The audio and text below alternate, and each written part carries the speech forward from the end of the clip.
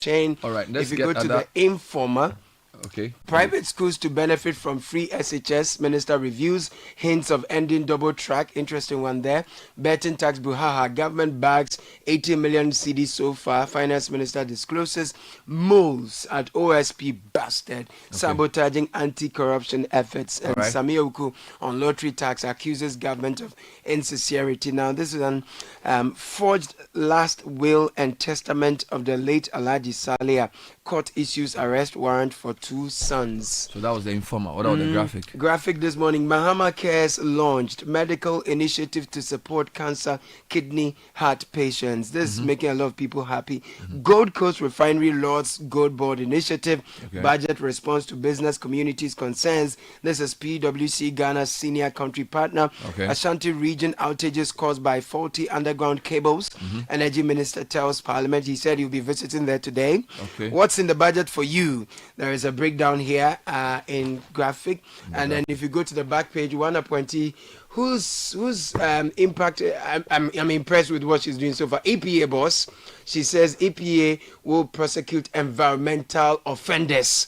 I love the energy coming from the EPA. The Inquisitor says evil and wicked OSP staff in mischief leak high profile meetings.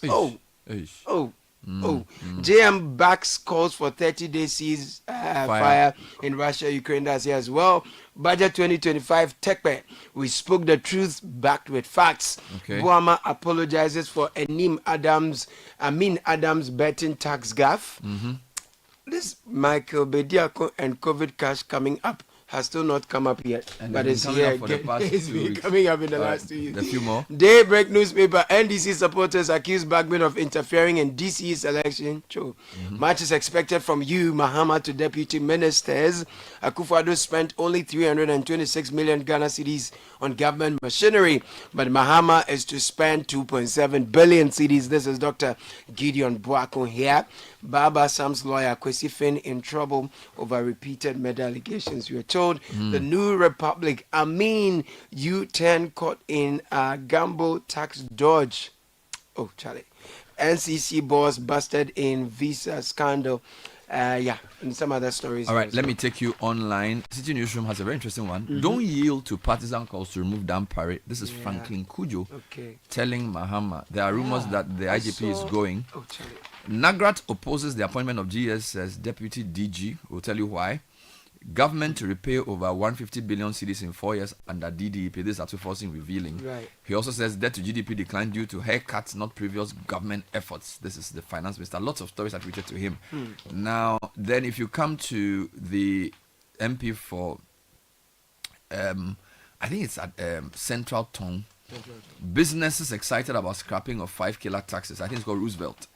And he was also criticizing the previous government managing of the Volta flooding and the tidal wave issue. Meanwhile, Ghana's Statistical Service says the growth last year was driven by data and SMS, among others. Now, the Minister for the Greater Accra region says 50% of streetlight targets achieved. So we need to check this out. Now, if you go to Channel 1 News, that's the lead story actually. Accra streetlight, 50% restored, Jubilee House route repairs ongoing. Linda Oklu says this. And then there's a lot of Atuforsen stories. MDA is awarded contracts in excess of 195 billion cedis under the previous government. And then he says we've allocated 28 billion to revive energy sector. Indeed, there's a different angle to this story on Class FM where we are told Atuforsen storms energy ministry. He's shown in a handshake with his colleague John Jinapo at the Energy Ministry. Then Oforiatta sues 2 senior police officers for allegedly trespassing on his residence. You remember the raid on his house? Then we'll help restore Ghana to its rightful state. Akan Variba assures Mahama. She was sworn in yesterday, Minister of State for Public Sector Reform, together with about 12 other deputy ministers. And then Supreme Court grants contempt hearing for Akwitia MP. So keep an eye on that story. Now, my Joy Online has Atuforsen as well. There's no freeze on employment. This is from yesterday's interview we had with him. And then Forestry Commission arrest illegal miners in Tano and Niwa Forest. I brought you this story yesterday.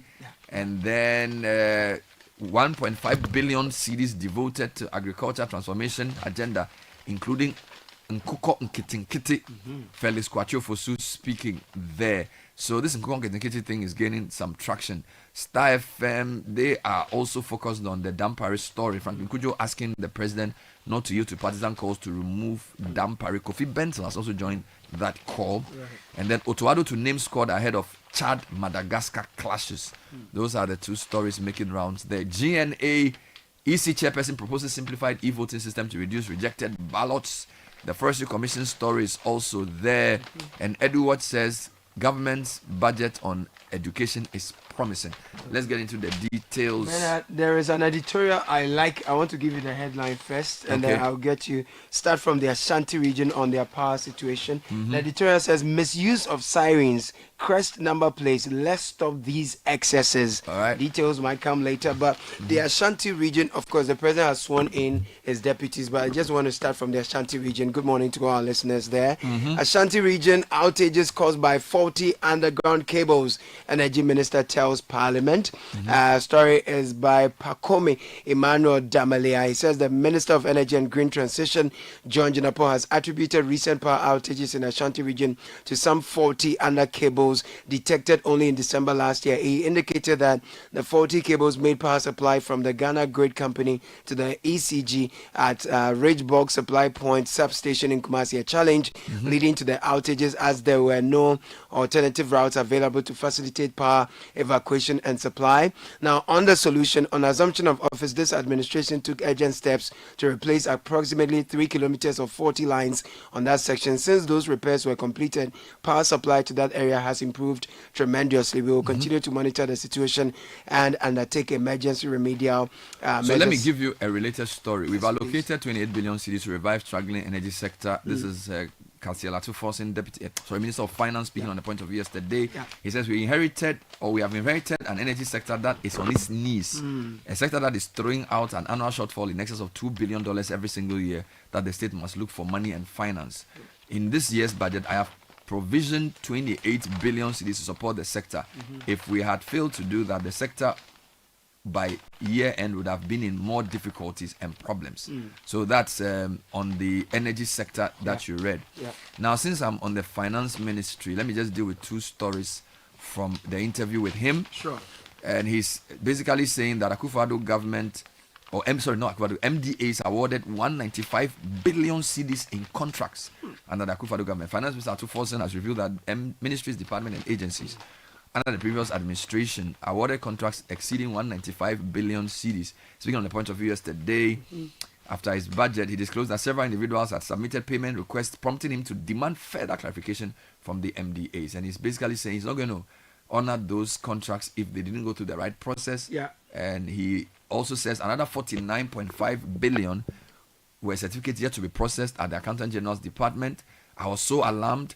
His revelations raised concern about financial commitments made by the previous administration and the potential impact on the country's economic stability.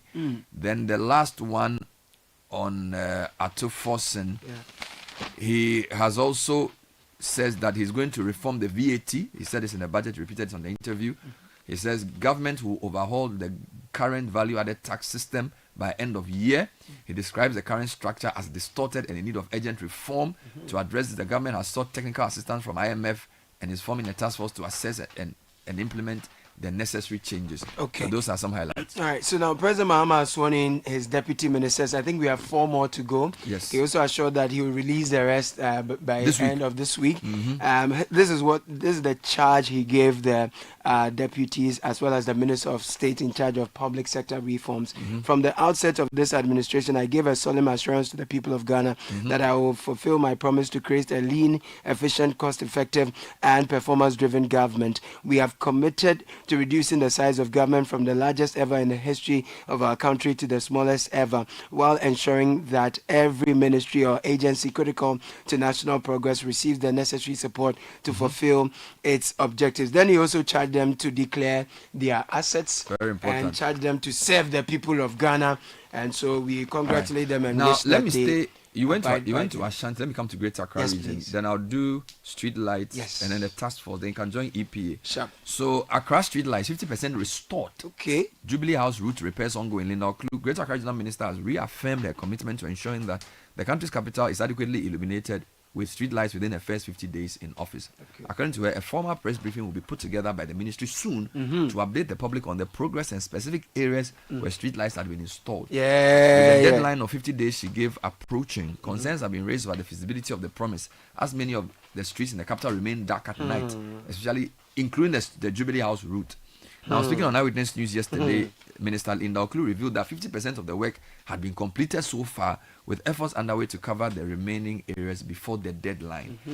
She says today the team is working around the Jubilee House area and a couple of streets around. I can assure you that of the 50% work done, we are hoping that by the time the 50-day period elapses, we would be covering the remaining 50%. We have some challenges with the street light, but we are trying to work around to make it work. Now, she said about 2 days ago, attention was drawn to the fact that some streetlights around Okponglo were being tampered with. And then she gave some details. Now, still on sort of built environment. There is this one here. Illegal buildings on Sakumono Tema Ramsar side pulled down. Still by that minister. Yes. Ghanaian Times page 11. Cynthia Asampana writes that the Greater Accra Regional Minister, Ms. Linda Obinewa Akwele Oklu, yesterday caused the demolition of walls and buildings in the Ramsar side at Sakumono in Tema. This followed a visit to the area to ascertain the state of the Ramsar site for remedial measures to restore the ecology. The minister was accompanied on the tour by representatives of the TDC, National Security, etc., etc. There's a quote here, says that we are going to have a task force in to make sure that this exercise is not going to be just a one-day thing, but to ensure there is sustainability. Now, the Ramsar site was about 36.6 kilometers, but now the encroachers have invaded everything from Tema Community 12 down to Beach Road. We see how they have narrowed the drain. The water all along Equiapim down to Medina Adenta passes through the motorway and then through the Ramsar side into the ocean. If care is not taken, one heavy rain and nobody will be able to cross the motorway because there is no way for the water to flow. This is Nunak Baku speaking. He's the director of the TDC Courage, Nunak Baku. Now, let me stay with that type of story. Mohammed's Anti-Flood Task Force conducts area survey of flood-prone areas. Akusa Auto is reporting, Channel 1 News, that President Mohammed has directed, or has established rather, an anti-flood task force to tackle the recurring flooding issues in the country, chaired by Deputy Chief of Staff for Operations Stanislav Hwese Dugbe, with legal counsel being the president's lawyer, Marietta Brew, as secretary. The task force includes Water Resources Minister Kenneth Gilbert J and Local Government Minister Ahmed Ibrahim. The remaining are the National Security Coordinator Dikop Abdul Osman Razak and Deputy DG of NADMO Teddy Addi. So this is a serious team. As part of the field activities, the task force embarked on an aerial reconnaissance mission to assess flood-prone areas, and they've shared some very serious photos with us where you can see the meandering water body, buildings less than 2 meters to the water bodies, with some having vegetation. Now, as part of the field activities, the task force embarked on an aerial reconnaissance mission to assess the flood-prone areas and gather essential data to prevent future flooding. Key focus areas include Weija. So if I mention your area, say present. Weija. Present. Sakumo Ramsar site. Present. Tema Fishing Harbour area. Present. And other places. Present. We'll be following the committee as they do their work. Let me turn to education now. Private schools to benefit from free SHS. Minister reviews hints of ending double track. All right. So the Minister of Education, Haruna Idrisu, has revealed that plans are underway for private schools to also benefit from the free senior high school program. Now, according to him, the double track system will soon be abolished. He made this disclosure in an interview on Joy FM. The minister also hinted that sooner than later, tertiary institutions will benefit from similar packages. We have decided to expand the intake of free SHS to private schools in Ghana, Mr. Idrisu said. This means that when the computerized placement system is used, 150,000 students will be placed in private senior high schools in addition to those in public schools. Our goal is to end a double track system, and this will require significant investment in infrastructure. We want to ensure that every student in tertiary education benefits from the same support provided at the secondary level. Let me give you Ken Oforiatta. He sued national security operatives for trespassing on his home. I'm using my Joy Online version, but it's almost on most of the websites. Former Finance Minister Ken Oforiatta has sued national security operatives for allegedly trespassing on his home and is seeking damages. Now, remember February 11, where 12 individuals, 5 in military uniforms, 1 in police uniform, and others in plain clothes, stormed his cantonment residence. The writ was issued by a high court and brings the suit against 2 senior police officers, DSP Bismarck Bachansa and Chief Inspector Mensah, for allegedly trespassing on his private property and violating his right to privacy. According to the statement of claim, Mr. Furiata was out of the country for medical treatment at the time of the incident, and his domestic staff reported that a team of about 12 individuals, including 2 defendants with assault rifles and several plainclothes officers, entered his premises without prior notice or consent. Bernard, Inquisitor has some interesting stories. EPA interdicts 2 employees for fraud and forgery of CEO signature. They use the CEO signature to, do some forgery and fraud. Yeah, and they have been interdicted. The details are on page 2. But I want to bring your attention to this one. Rising foreign competition in Ghana's construction sector sparks concerns. The increasing presence of foreign competitors in Ghana's construction industry has sparked concerns among industry stakeholders who fear that local businesses may be overshadowed. As a result, there are growing calls for stricter enforcement of government regulations to protect local players. Right. Section 5(1) of the Architects Act 1969 mandates the council to uphold the highest standards in the architecture profession and safeguard the integrity of the industry. Right. Speaking at the Ghana Institution of Surveyors annual general meeting in Accra, Charles Emi Sakumsi, managing architect at the Multi-Build Consult Limited, emphasized the need to protect the interest of local businesses. Bernard, this is interesting on 2 levels because increasingly, especially under the Akufo-Addo government, we've seen the rise of some local contractors who have done very, very good work. So are they talking about general contractors or road contractors? I think they are talking about construction. So built environment. Built environment. So yeah. They didn't mention names of the companies? They don't. But we see that they are raising concern that we should protect our local construction industry. Now, one thing that's caught my attention is how in the hospitality industry, we're seeing a lot of foreigners manning the tourism industry at a very, very high level. Well, it's a question of investment, right? If somebody comes to establish a company and he brings in expatriates to come and work for him, it's not a problem. Yeah. I think the question is for government projects. Yes. Should there be a deliberate policy to support locals? But the truth is that if you are a local contractor, sometimes it's a question of who is financing the project. True. If our local banks will support our local contractors, then they will have a chance. Because if somebody is giving you money from China or Brazil to do a road, they will influence who should do it. So the question really is about the finance too and the government procurement. Yeah. As for private sector contractors, if somebody is doing his own project, he can decide who to bring. It's really such a big issue. That's true. It's more using government's procurement power to support the locals. That's where I think the focus should be. Right. I end my point on that there. And President Mahama backs 30-day ceasefire in Russia, Ukraine, as well as key... Oh, Bernard. This story is Ghanaian Times front page. Sampana, center spread. What's the story? Cynthia Sampana says key nuclear regulatory staff desert jobs for greener pastures. So Ghana's nuclear development is facing a jolt as a result of high attrition rates at the Nuclear Regulatory Authority. The Director General of the authority, Dr. Kwashi Alote, has said in 2022 alone, a total of 17 staff members resigned from the authority, reducing the staff level from 95 to 78. Consequently, the DG has appealed to the government to help address the situation as it continues to militate against the country's nuclear development agenda. Dr. Alote said the authority in the last few years had suffered serious attrition rates as some of its experienced staff members have left to seek greener pastures elsewhere. Now, the shortage of staff is impacting negatively on its operations. He granted an exclusive interview to the Ghanaian Times. More details on page 13 of Ghanaian Times this morning. Well, the president of Ghana says he supports the ceasefire calls for Russia and Ukraine. Correct. And then we are told, though, that globally, Trump has escalated the trade war and is pledging more tariffs. This is BBC reporting that U.S. President Donald Trump has pledged to impose more tariffs after his latest move to introduce import taxes on steel and aluminum entering the U.S. prompted retaliation from the EU and Canada. Trump said, of course, he would respond to the countermeasures, repeating his warning to reveal reciprocal tariffs next month on countries around the world. I think Ghana should just move quietly.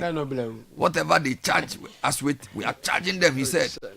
The threat marked a further escalation of a trade war which has rattled financial markets amid concerns about the impact on the economies and consumers in many countries around the world. Bernard, final one. Including the US. 17,000 Momo businesses collapsed due to e-levy and other challenges. These are Momo Agents Association. But the Statistical Service said the large part of the growth of last year was due to data and I think the telco sector, basically. So that sector is helping. I'm sure Nashika has more on government statistician, IMF, budget, money issues.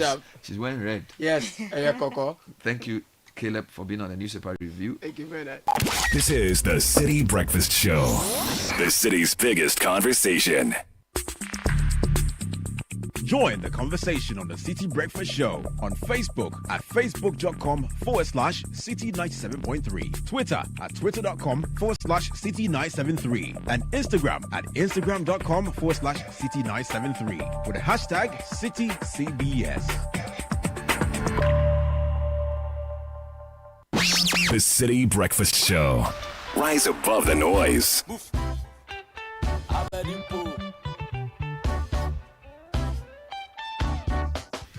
Citi Business News is next. Is brought to you by MTN, Goil, and EcoBank. Don't be scammed this season. Fraudsters are wild. Sending phone calls, text messages, and emails asking you to update your details. Please, EcoBank will not ask you to update your details using a phone call. You can only update your details at a branch. And our app can only be upgraded at the App Store or the Play Store. If you want to link your Ghana card to your EcoBank account, you can do this at any of our branches or exclusively at ecobank.com. Nowhere else. So don't share your password, your PIN, your OTP card information, or any other personal information with anyone. Now, you may think this is a joke. I have a friend who wanted to buy an air ticket, and he went online to buy the ticket. He didn't check the address. He thought he was buying from one of the main airlines, and he paid money to a scammer. And by the time he finished paying, the guy had closed the account, pulled the money, and he hasn't found his money back till today. So let's take this thing seriously. So call this number 0800 003 2252 free. Talk to EcoBank, the Pan-African Bank. All right, so Citi Business News is next. The Citi Breakfast Show. Rise above the noise. So Nashika Sisa is joining us with the news. Good morning. Good morning, Bernard. Hello and welcome to the breakfast edition of the Citi Business News, proudly brought to you by MTN, Goil and EcoBank. I'm Nashika Caesar. Coming up, Finance Minister Dr. Kasiola Tuforsen reveals that Ghana's $3 billion IMF-supported program is off track. We'll tell you why.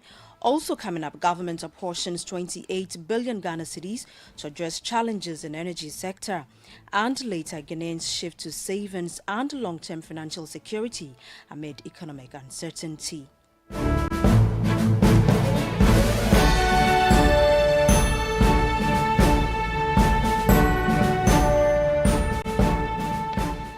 We settle for the details of our stories now. The Finance Minister, Dr. Kasiola Tuforsen, has revealed that Ghana's $3 billion IMF-supported program is off track as the country has missed key quantitative performance criteria and structural benchmarks. He attributed the setbacks to the previous administration, highlighting missed targets such as inflation, which was expected to reach 15% but was not achieved.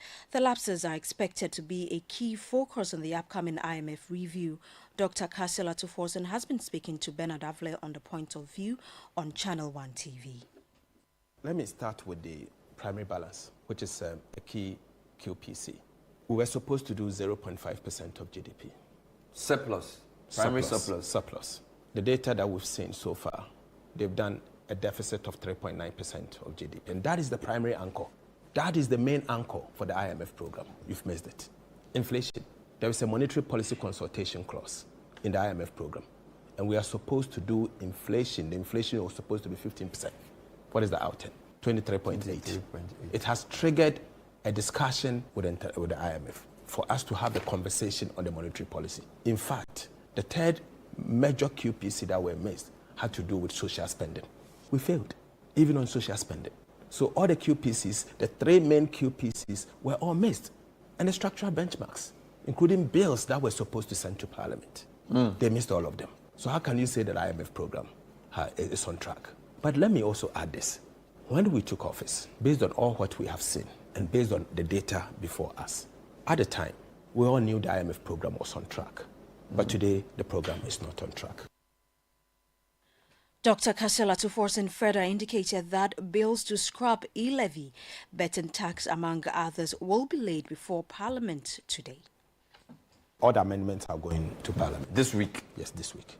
But I'm going to start from tomorrow. So let's be clear, betting, the law, the amendment will go today or tomorrow? Will go tomorrow. Tomorrow. Today is gone, yeah. E-levy tomorrow. I expect to do the e-levy, the betting, the emission, all of them tomorrow. VAT on motor vehicle insurance? All of them tomorrow. Withholding on winning of unprocessed gold? Exactly.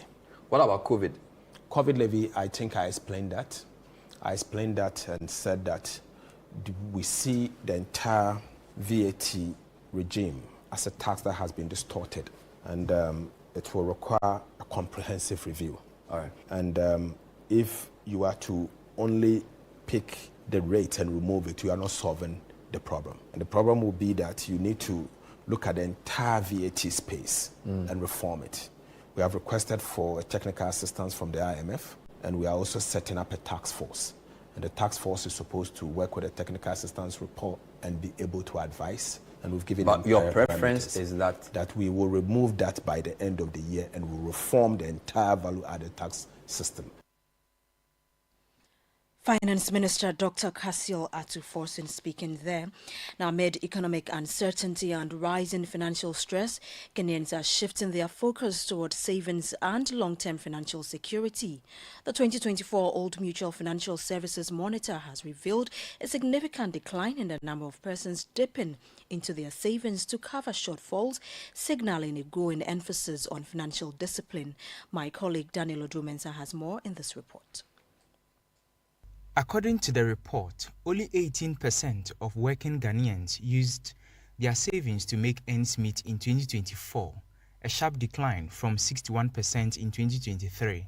This change suggests that more individuals are prioritizing savings preservation and seeking alternative ways to manage financial pressures.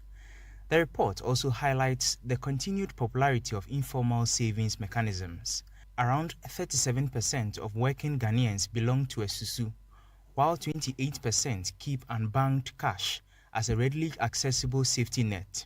Additionally, mobile money remains a crucial financial tool, with 46% of Ghanaians using mobile wallets for savings purposes. Despite the positive shift in savings behavior, the report exposes a concerning trend, that is low participation in retirement savings. Only 33% of Ghanaians are actively saving for retirement, with many prioritizing short-term needs such as business investments, children's education, and emergency funds. With 25% of household income now allocated to savings, financial analysts believe this shift could mark the beginning of a more financially stable future for Ghanaians. Experts are encouraging individuals to explore more structured investment options, including pension schemes and fixed deposits, to maximize their savings potential. As the economic landscape remains uncertain, one thing is clear: Ghanaians are becoming more intentional. Our person has also announced plans to review energy sector levies in order to consolidate them with similar levies.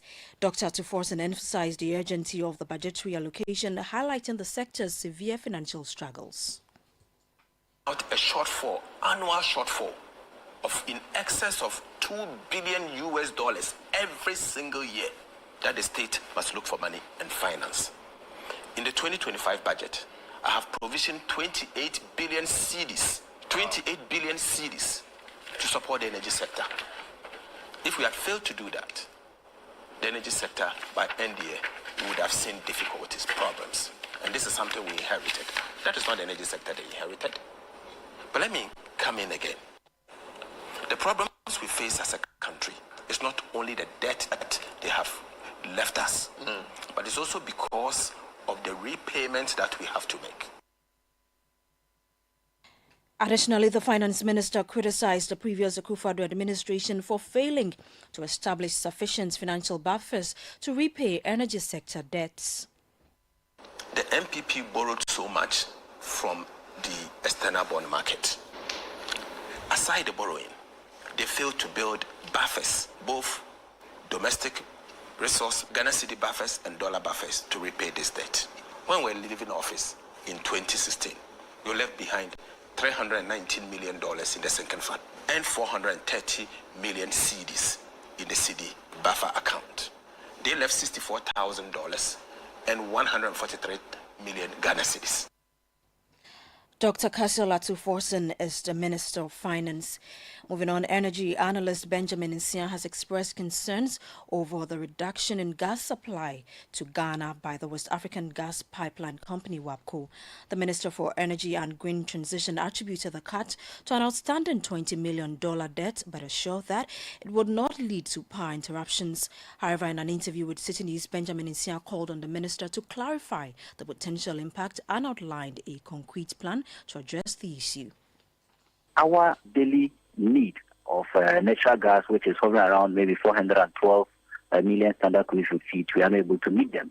So if the minister would admit, I think that there's a problem somewhere because gas supply is in short supply compared to the demand. And if that is going to happen, it means that most of the thermal plants will not be working. And we need alternative fuel, emergency fuel from either local sources or maybe external sources in Nigeria or other areas to be able to feed into some of these combined plants. So we are in a serious challenge as we speak because WAPCO's inability to give us their full capacity means that there's a short in supply of natural gas. And the minister has also admitted that we don't have the funds to procure other liquid fuels or emergency fuels. And that also comes to the point that there's a bit of shortfall in supply of electricity.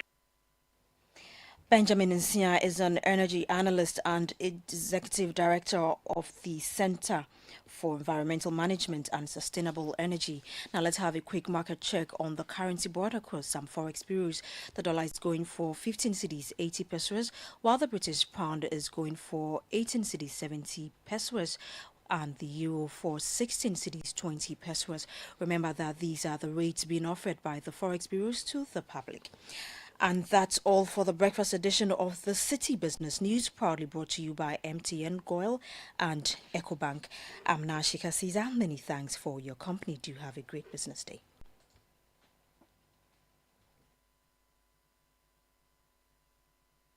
People have money emergencies. Ma, I need my school fees. Mommy chop money. Cratchy. Mommy rent. Emergency.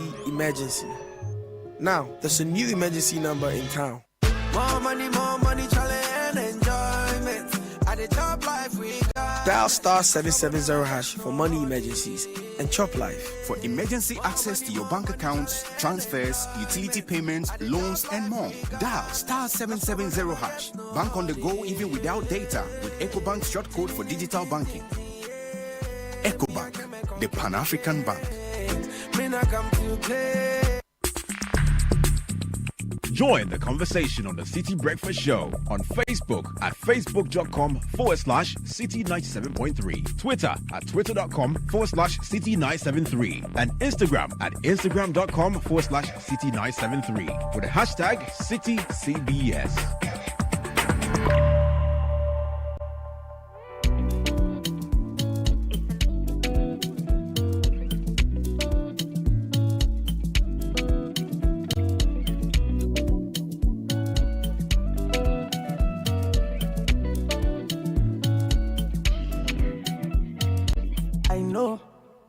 I know, you do me bad and you know what. Miss you for my pillow, tears we soak my pillow. Oh, wait till I do you. Where you leave me go for a tungo, where you leave me go for a high.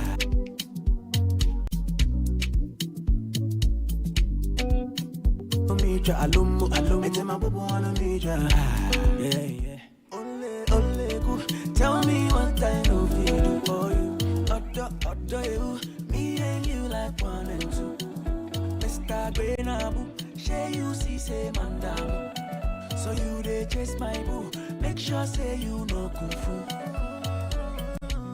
Vanilla. He calls this one Atongo. Bringing us to kickoff, brought to you by Lesheho and Shell.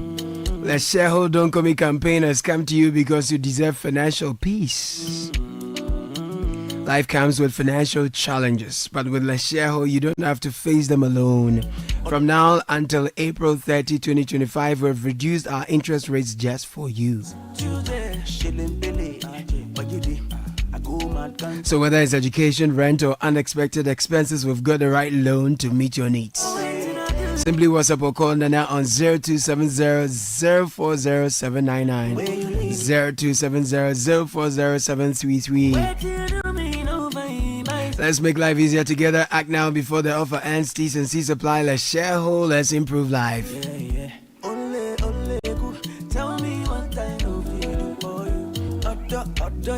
Now, from planning date nights to making your kids happy with the latest toy and ice cream, these seemingly small things make all the difference in creating lasting memories. Good times start at Shell, where you can fill up on more than just fuel. Fill up on love, fill up on laughter, fill up on sumptuous buys and treats from our partner vendors. Juicy chicken, filling burgers, snacks, a space to just unwind. Trust me, you'll find it all at Shell. While you're enjoying yourself with your family and friends, your car can also get the love it deserves at the Shell service station and wash bay. And trust me, when you pass by the one at Ridge, look out for Faith. She's an amazing customer service expert. It's one roof for everything. Visit Shell today and go well. Shell, go well. Where you leave me, go for a tungo. Where you leave me, go for a yeah. Where you do me, no, my say yeah. And Edwin Kofi. They call you Prof on Traffic Avenue. Dr. Phil. Hey, Dr. Phil. Yeah. Oh, God. What's going on there? Good morning, Edwin. How are you doing? Good morning, Caleb. How are you doing? I am well. I'm good. I'm in good spirits. Good to see you this morning. It's good to see you too. Yeah. What's happening at your site? Well, a lot of Champions League action. Right. Real Madrid are through. Mm-hmm. It was a big win for them on penalties. It took a lot of nerve to get through that game against Atletico, but they are the champions for a reason. They are the most dominant team in the competition for a reason, and again, they are through to the quarterfinals. Exciting stuff. Let's get into the details, people.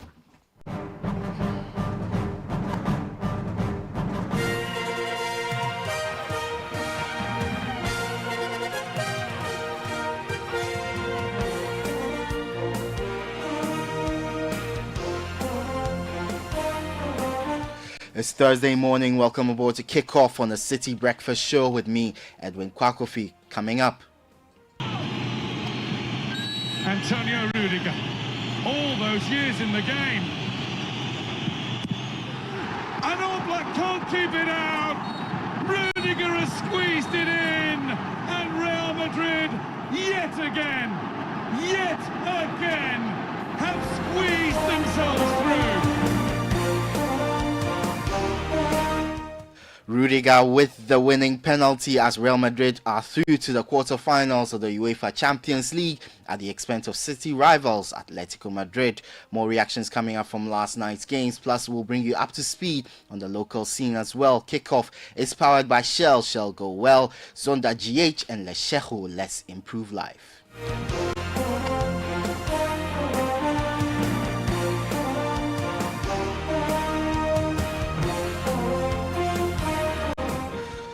We'll start off with the Confederation of African Football, where the president of African Football's governing body, Dr. Patrice Motsepe, has pledged to continuously invest in football on the continent to enhance its global appeal and competitiveness. He made the statement during the 14th Extraordinary General Assembly, where member associations from across Africa convened in Cairo. The most recent AFCON held in Côte d'Ivoire drew significant attention due to its impressive branding and high-quality football, reflecting the substantial investment by CAF, and Patrice Motsepe says he wants to keep things that way. Watching African football because it's exciting, it's competitive, it's appealing, it's attractive. They don't have to watch African football, they can watch football from other continents, but it tells our partners that there is a commercial market for African football, And that's why we will continue investing in our youth. We will continue making sure that the quality of African football is exciting and appealing for our people in every one of our countries, but also make sure that the quality of African football is recognized and respected worldwide, because it allows us to attract some resources and attract some finance, which is very important for our development and to grow football in every country. I'm not too happy with the money that we pay for our executive directors of the zones. We must increase the money we pay the executive directors from the zones so that they can also see their work as a profession and focus on the work. That was Patrice Motsepe, who will begin his second term as CAF president after an unopposed re-election at the 14th Extraordinary General Assembly in Cairo. Let's stay with the CAF boss, because the chief executive officer of Hazakes Ladies, Evelyn Nsiansari, has made a passionate appeal to him to increase the squad size for women's clubs from the Wafu Zone B region in international competitions from 28 to 35. With his renewed mandate, Motsepe has expressed his commitment to enhancing women's football by expanding grassroots initiatives and creating more competitive opportunities for female players. In an exclusive interview with Channel 1 Sports, Evelyn Nsiasare emphasized that this adjustment would significantly ease the burden on clubs, allowing them to better manage player fatigue and squad depth during high-level tournaments. So if you are going for competition and they're asking you to bring only 7 technical, that's what they are going to sponsor, and then 21 players. I want to plead to CAF, Dr. Motsepe. I salute you again because you are doing so well. Please, if you can make it 35, it will help us. You just make it 35 for us. It will help us so that management 3 slots or 4 slots, and then the players, and then the technical. That was the Chief Executive Officer of Hazakes Ladies, Evelyn Nsiansari. Now, GFA boss Kurt Edwin Simeon Ukreku has secured a seat on the Executive Committee on the CAF, Confederation of Africa Football, CAF. His new position offers Ghana a stronger seat at the table where key decisions about African football are made. He joins the likes of Ohenejan, Kobna Hagan, Nana Fredo Amensa, Samuel Otre and Kwesi Nyantichi as Ghanaians who have served on the Executive Committee. Away from that, Finance Minister Dr. Cassiel Atsoforsen has dismissed the claim made by his immediate predecessor, Dr. Mohamed Amin Adam, that the previous administration never collected the betting tax. Dr. Forsen said this in a wide-ranging interview on Channel 1's TV's The Point of View, while giving a breakdown on the national budget he presented to Ghana's 9th Parliament on Tuesday, March the 11th. Let's listen to Dr. Cassiel Atsoforsen. Did you make a mistake in the way you described the withholding tax on lottery winnings as betting tax? It led to some confusion. Yes. The NDC prepared a manifesto. And we prepared a manifesto and signed a social contract with the people of Ghana and said that in 100 days, 120 days in office, we are going to remove the 10% withholding tax on bet winnings. Simply put, the betting tax is a tax that when you stake betting and you win, a percentage is deducted, 10% from your winnings. What we are saying we're going to do is to remove that tax. But I heard some of them saying that, what about the betting companies and their corporate income tax? Okay. Even your company, you pay corporate income tax. We do. Everybody else pays corporate income tax. But what we are talking about is the tax on individual winnings. That's what we are going to remove. That's what we are removing. So we are removing the one that the incidence falls on the individual. On the individual. But the incidence on the betting company, like any other company, you have to pay corporate income tax. That was Finance Minister Dr. Cassiel Atsoforsen speaking on Channel 1 TV's The Point of View. Now let's head to Europe.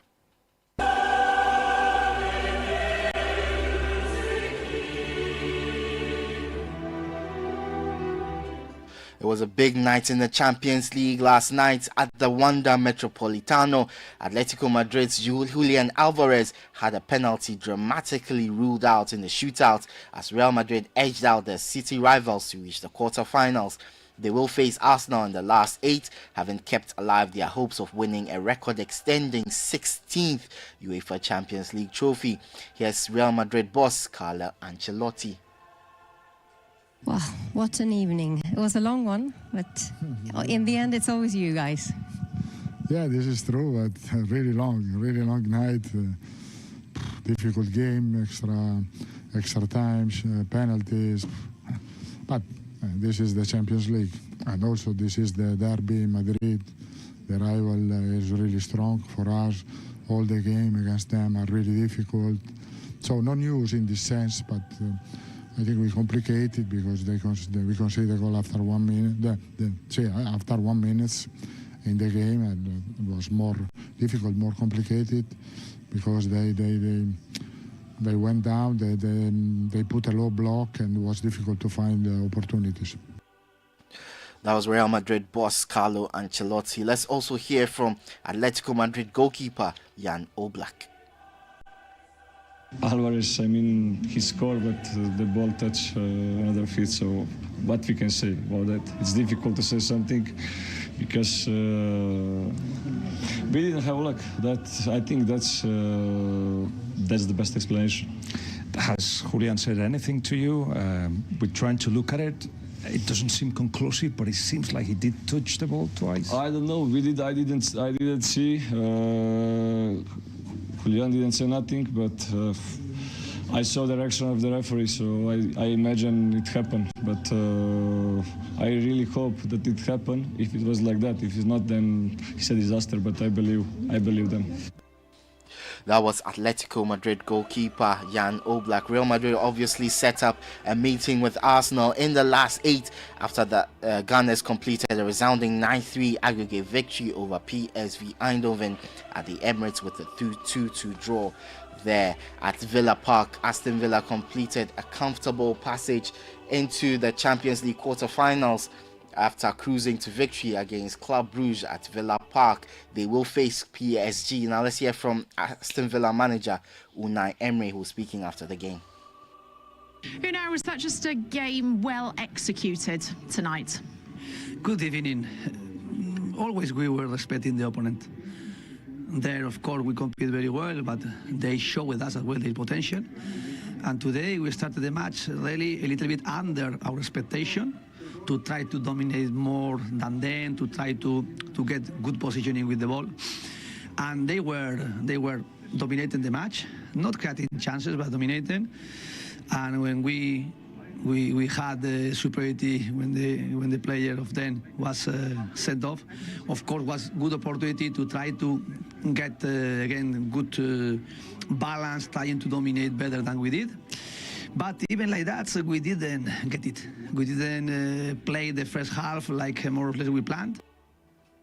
That was Aston Villa boss Unai Emery. Now, in France, Borussia Dortmund came from behind to beat Lille and also reached the quarter-finals of the Champions League.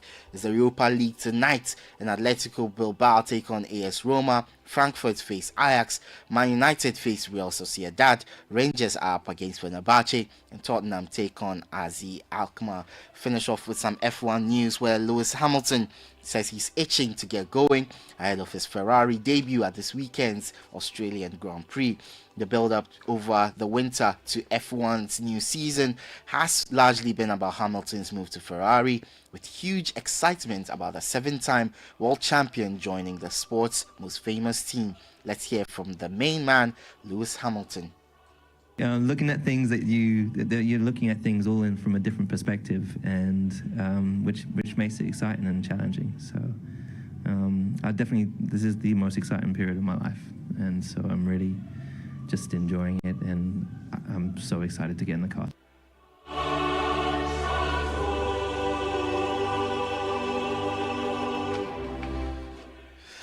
That was 7-time Formula One champion Lewis Hamilton, and that's the latest in the world of sports. For more on all these stories, visit citysportsonline.com.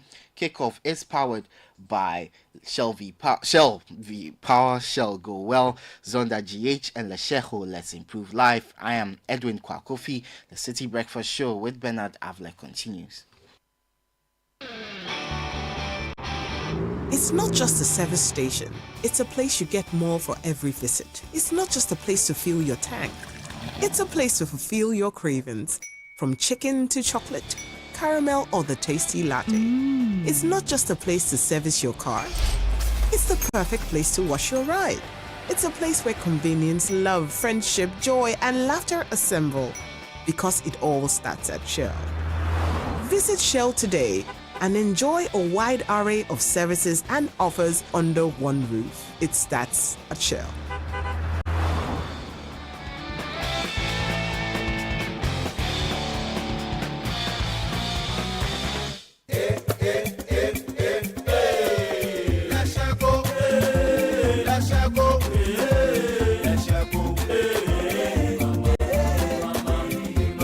If you need unique services, innovative financial solution, we deliver on our promise, cause we are number one.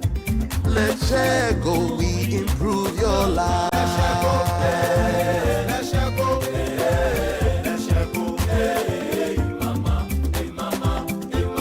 Even when you're stuck with nothing, no matter your situation, let's share go, we improve your life.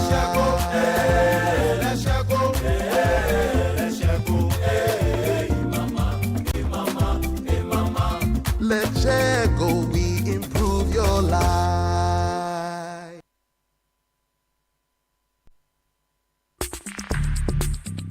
Join the conversation on the City Breakfast Show on Facebook at facebook.com/City97.3, Twitter at twitter.com/City973, and Instagram at instagram.com/City973 with the hashtag CityCBS. From back in the day, when Afro hair was trending and children had to queue to play Kojo's video game, Fun Milk was always irresistible. Today, it's an after-school source of refreshment. For you stuck in traffic and for us looking to cool off under the sun, the invitation is always that sound. So, whatever your choice, Fun Milk quality product keeps you cool and refreshed. Fun Milk triggers so much fun and excitement with just a blast of a horn. Fun Milk, spreading joy to everyone. This advert is FDA approved. What's your dream this year? To pull up in a brand new 4-wheel ride? Or you want to travel? Where? Sentosa Island in Singapore? Or Desert Safari in Dubai? Come to Dubai. Or you want a laptop, microwave, brand new phone, TV? Chale, what you want, you can get with SG Ghana. Minya Ubecha 7Y. Join the SG Ghana Deposit and Drive promo and you could win the grand prize of a brand new Toyota RAV4. Simply deposit 500 Ghana cedis or multiples of it into your SG Ghana account from now till 30th May 2025. Non-customers can open an account to participate. Visit your nearest branch or call 0302-214-314 for further inquiries. This promo is regulated by the National Lottery Authority on the Caritas Lottery platform. Terms and conditions apply. Societe Generale Ghana. The future is you. This March, we invite you to splash in the pool of cultural expression and soak yourself in a celebration of indigenous authenticity in our Heritage Month. Join us for the Heritage Month launch on Friday, February 28th as we kick off a month of unforgettable experiences. Pack your bags for the Heritage Caravan, a week-long adventure across Ghana from March the 2nd to the 9th. It's an opportunity to see Ghana in a more beautiful, and the people, the connection, incredible. Discover the beauty and history of our land. All their labors. Savor the flavors at the Back to Your Village Food Festival, a culinary extravaganza on March the 29th and 30th. The millet tozafi, the corn tozafi, we have the tubani, we have the wache, we have the dawa jollof rice. We also serve the local northern beverages. That's pito and zonko. Taste the essence of Ghana. The first one I was here, the second one I was here, the third one I was here, this one and the fourth one. And it's not just a bazaar, it's a festival now. And I'm so excited because this is what we should be doing. Tune in to the Heritage On Air series on 97.3 Citi FM and Channel 1 TV each week. Owusu is a general account name. It's Dev's character. Owusu. So that is why the appellation is Owusu Eduam. You see, when an Ashanti is Eduam, it means something that belongs to him. So Dev's character, he comes to you and grab you as if it belongs to him. Delve into what makes us Ghanaians. The Heritage On Air series is sponsored by the National Lotteries Authority. Explore our places of interest, feel the rhythm of our music, journey through our religious history, and indulge in our indigenous Ghanaian food. Join us to celebrate our heritage in this Heritage Month, where every moment is a story. Only on Channel 1 TV and 97.3 Citi FM. Toils of the brave and the sweat of their labors, toils of the brave which have brought results.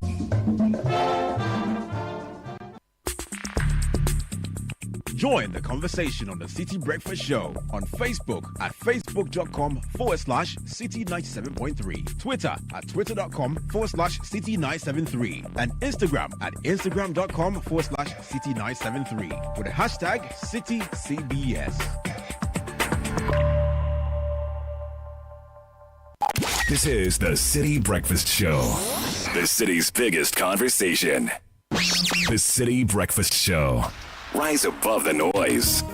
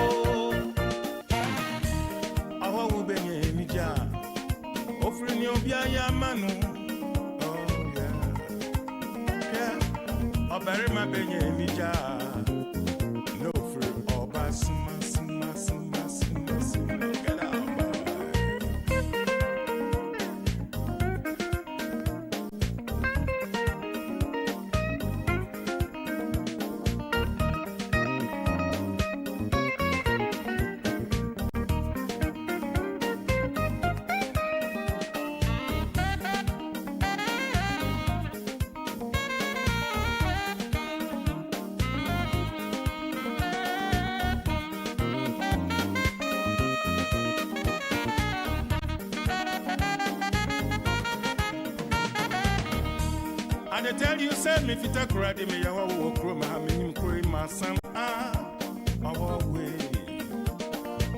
Mori ye besi onyikuno na ma ware no.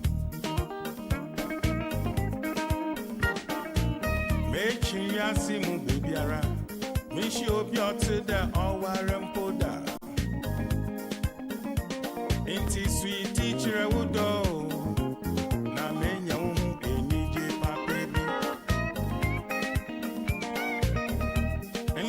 Besi besi, awara na menyo bako.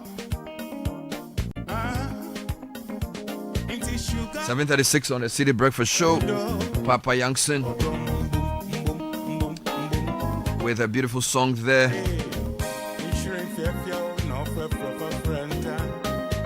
Calls this one Show Your Love.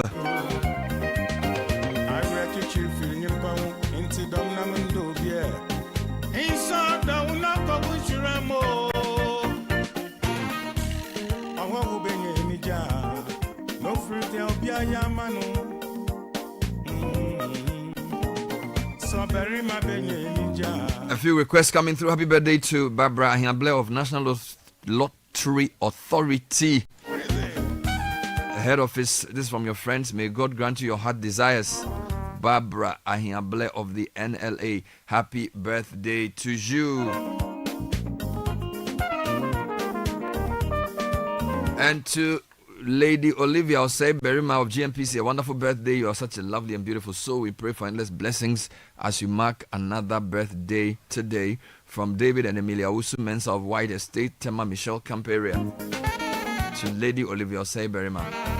Happy birthday to DCOP retired James Abbas Abba. From your children and your grandchildren, we love you. Happy 70th to Mrs. Elsie Asiedu Apia, coming in from your daughter and friends at CEM. Auntie Elsie, enjoy your day. 70 is great. And on this special day, may God bless. Actually, this message is a bit different. On this special day, God may in Kunim be surrounded by love and happiness and be guided by grace. May you grant him strength, wisdom, success, and victory in his coming year. Happy 13th to Kwabena Inkunim Enim Dankwa. Coming in from the Weafi Dankwes. I hope I read that well. So your name is Inkunim, and it is also your portion. Coming in from your parents. Happy 13th birthday to you, Inkunim Enim Dankwa.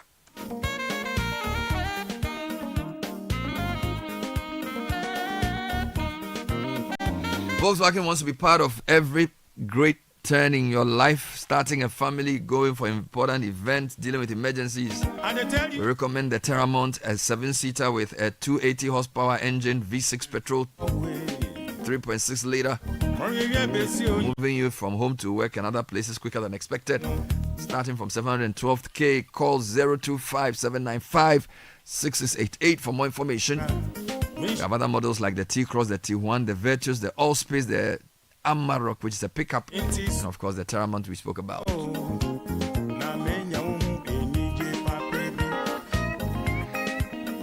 And what can 55 cities get you in this economy? A KFC gets you a full burger and a refreshing drink. Why settle for less when you can have it all? With KFC burger deal, you can choose between a spicy Zinger burger or the classic Colonel, or is it Kennel Burger? Kennel Burger. You see, I got this wrong there. Kennel Burger. Kennel, paired with a drink to quench your thirst for only 55 cents. Enjoy premium finger licking goodness without breaking the bank. Head to the nearest KFC today and grab the unbeatable deal. KFC, it's finger licking good. But that's a very interesting question. What can 55 cedis get you? I think it depends on where you buy food from. Yeah. I think in Adabraka, can get a lot of. If in Tesano obviously doesn't get you much. No, Tesano you'll be stranded. You'll be stranded. Although in Tesano there's some Yokagari in the corner where they sell the cars. But that one it starts from 10 cedis. So and 10 cedi, if you are if you are very very hungry, that one it won't be enough. 10 cedi for everything. No, 10 cedi just for the beans alone. Go. And the cocoa is how much? No, another 10 cedis. So that if you want but if you do. So 20 cedis could be enough. Yeah. You have to do 20, 15. How many pieces of cocoa will you get for the 10 cedis? That's 10. One is 1 cedi. I can eat 5. So 15 cedis is fine. Okay. How much is one bowl of kenke? One bowl of kenke is 7, 5. 5 and 7. 5 cedis. It's which 7 cedis? Oh, but a long time. Where did a kenke index? Where do you buy your kenke? No, you did a kenke index. Yeah, but that time it was 5. It was 6. Oh, it has got to 5. That it got to 7. Your researcher told you that I go to 7 depending on where you buy it from. So the kenke I buy, where I buy mine, is 5 cedis flat. it's reached 7. But there are 7, yes. How much did they sell the fish? Oh, fish, yesterday what I bought was 20 cedis. And this is red fish. Kpala was 15 cedis. Red fish? Yeah, and if you want the small tilapia, that one 30 Ghana. Oh. I actually like kenke with small tilapia. The small tilapia, they go on, yeah. Yeah, I don't like the big fish. I want to give you the green pepper and they go on. So kenke is 7 cedis? There is 7 you will get. So is it cheaper to eat kenke or it will be? No, kenke is still the, How much is wache? Can I get wache for 10 cedis? It depends on where you buy, but you can. 10 cedis? Wache 10 cedis, yes. I think, okay, No, you eat just wache the 10 wache. cedis. If you are buying boutique wache, that one, 10 No, like a cedis. normal wache. If you go to Safia at Dabraka, you get 10. But that means you eat just the rice and then stew and shit. But you don't give the guy for free now. Sure. Now the guy decided. But since when they say me free? This one. So wait, the 10 cedis, I'm using the 55 cedis. Yeah, it's a good question. So wait, the Yes. 10, so if I go to a wache seller, Yes. and I want wache, and how much is the egg? No, egg is 5 cedis. It was 4 or 5 cedis. So let's say, so wache 10, egg Yes. 5, and Yes. then Gary maybe 1 cedi, right? No, 2 cedis. Gary is 2. Yeah. What about Talia? Talia 2. Yeah. So but wache 10 is enough? No, that's the point. So wache 15? Yes. So let's say wache 15. That one there, yeah. Then I do egg 5, so 20. Yes, Talia. Then Gary and Talia everything 5 Yes, together. yes. So the 25. Even the wele is now 5 cedi. Oh, Lord. Wele that was 1 cedi. Wele. Leda wele. It's 5 cedi. What's it? When I was in Legon, the cheapest food I used to buy was a Commonwealth. Gobe, right? No, they used to sell Banku. Oh, Banku, and it was cheaper than Gobe. Well, it was. I mean, for me, I used to go there. Founders used to insult me that why. Is it the one that they'll put in the basket and pull up? They say, Legon Hallboy, why are you here buying our food? Go back to your home. It was good. Yeah, food. I don't know if they are still there. It was cheap and good. Anyway, so but I'm saying all this because 55 cedis. we're told that in 10 out of the 12 months Yeah. of 2024, Yeah. food inflation was higher than normal inflation. Yeah. It is very serious. Yeah. Which means that the rate at which food prices are increasing is higher than the rate at which everything else is rising. So, and now, I sent somebody to go and buy me food yesterday, 2 days ago, and I was shocked at how expensive it was. Usually, for lunch, they just bring the food, and then, based on some arrangement, we pay later. So I didn't really know that. So I won't mention the name of the brand, but this was rice and chicken. It wasn't KFC. Then the lady came, so I said I wanted a small size. Then they said the type of chicken I want, they don't sell for small size. So I wanted medium. Charlie, the thing was like 75 cedis.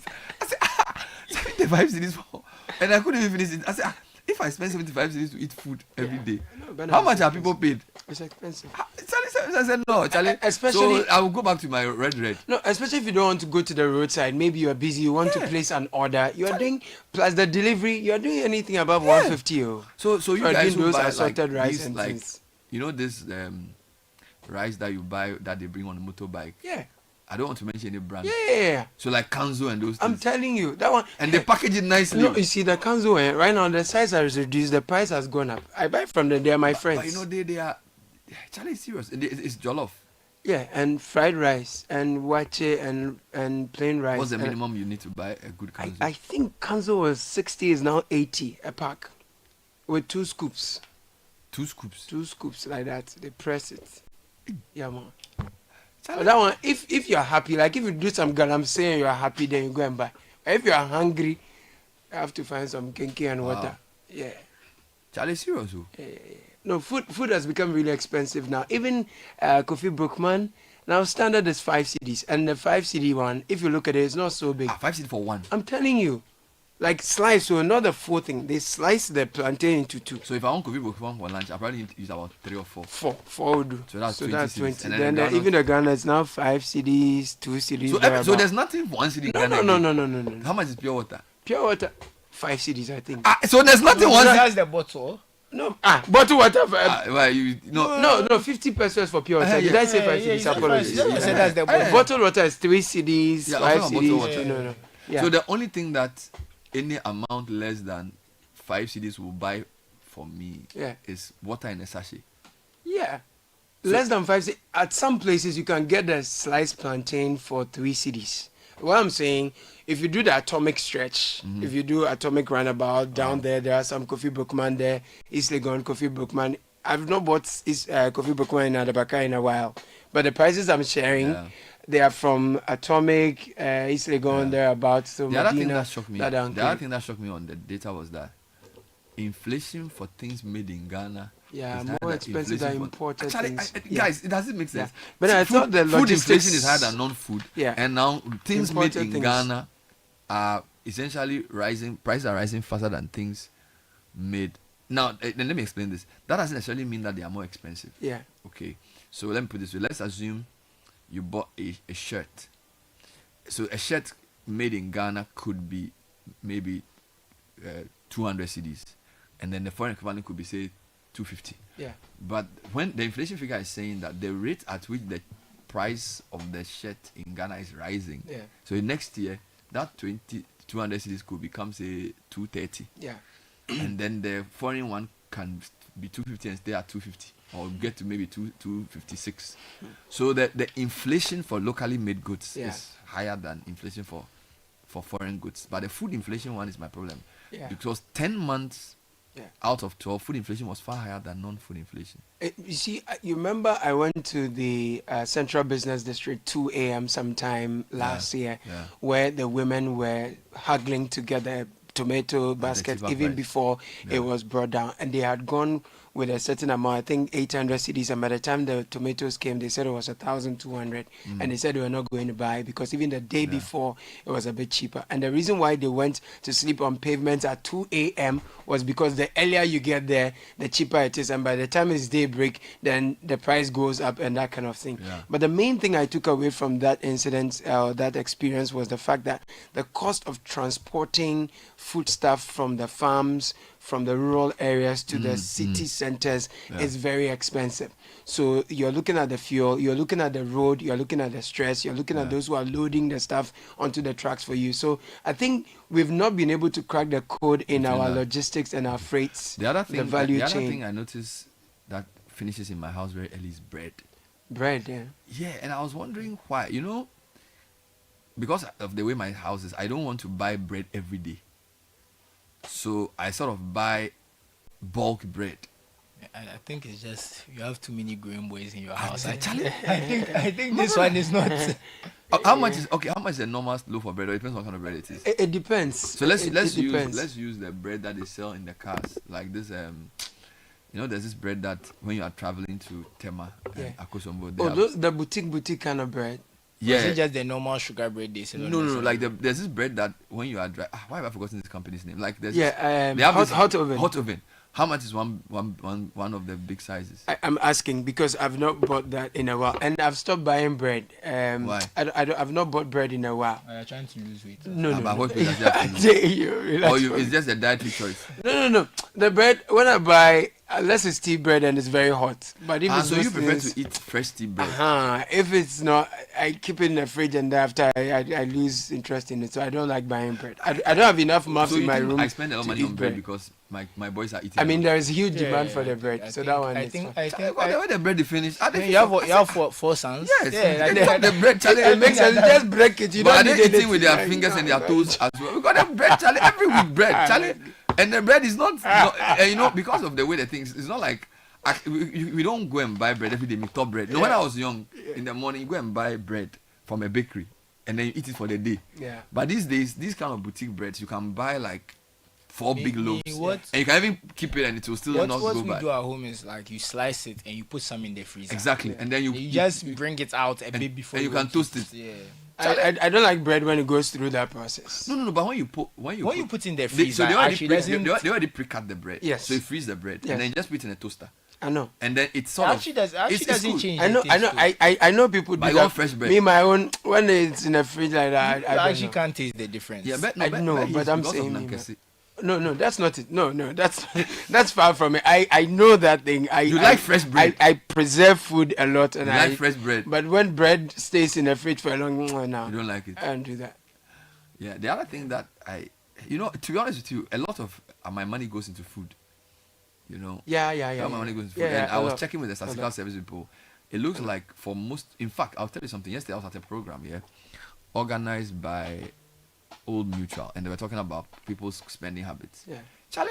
Yeah. People spend a lot of money on food, though. Bernard, food will do it because you have to eat 3 times a day. People spend a lot of money on food. And breakfast alone, and if you're doing kinky in the morning, I can do kinky. Maybe watch is fine. But even kinky, Bernard, 5 CDs for one ball. Kinky used to be 2 CD and 3 CD, man.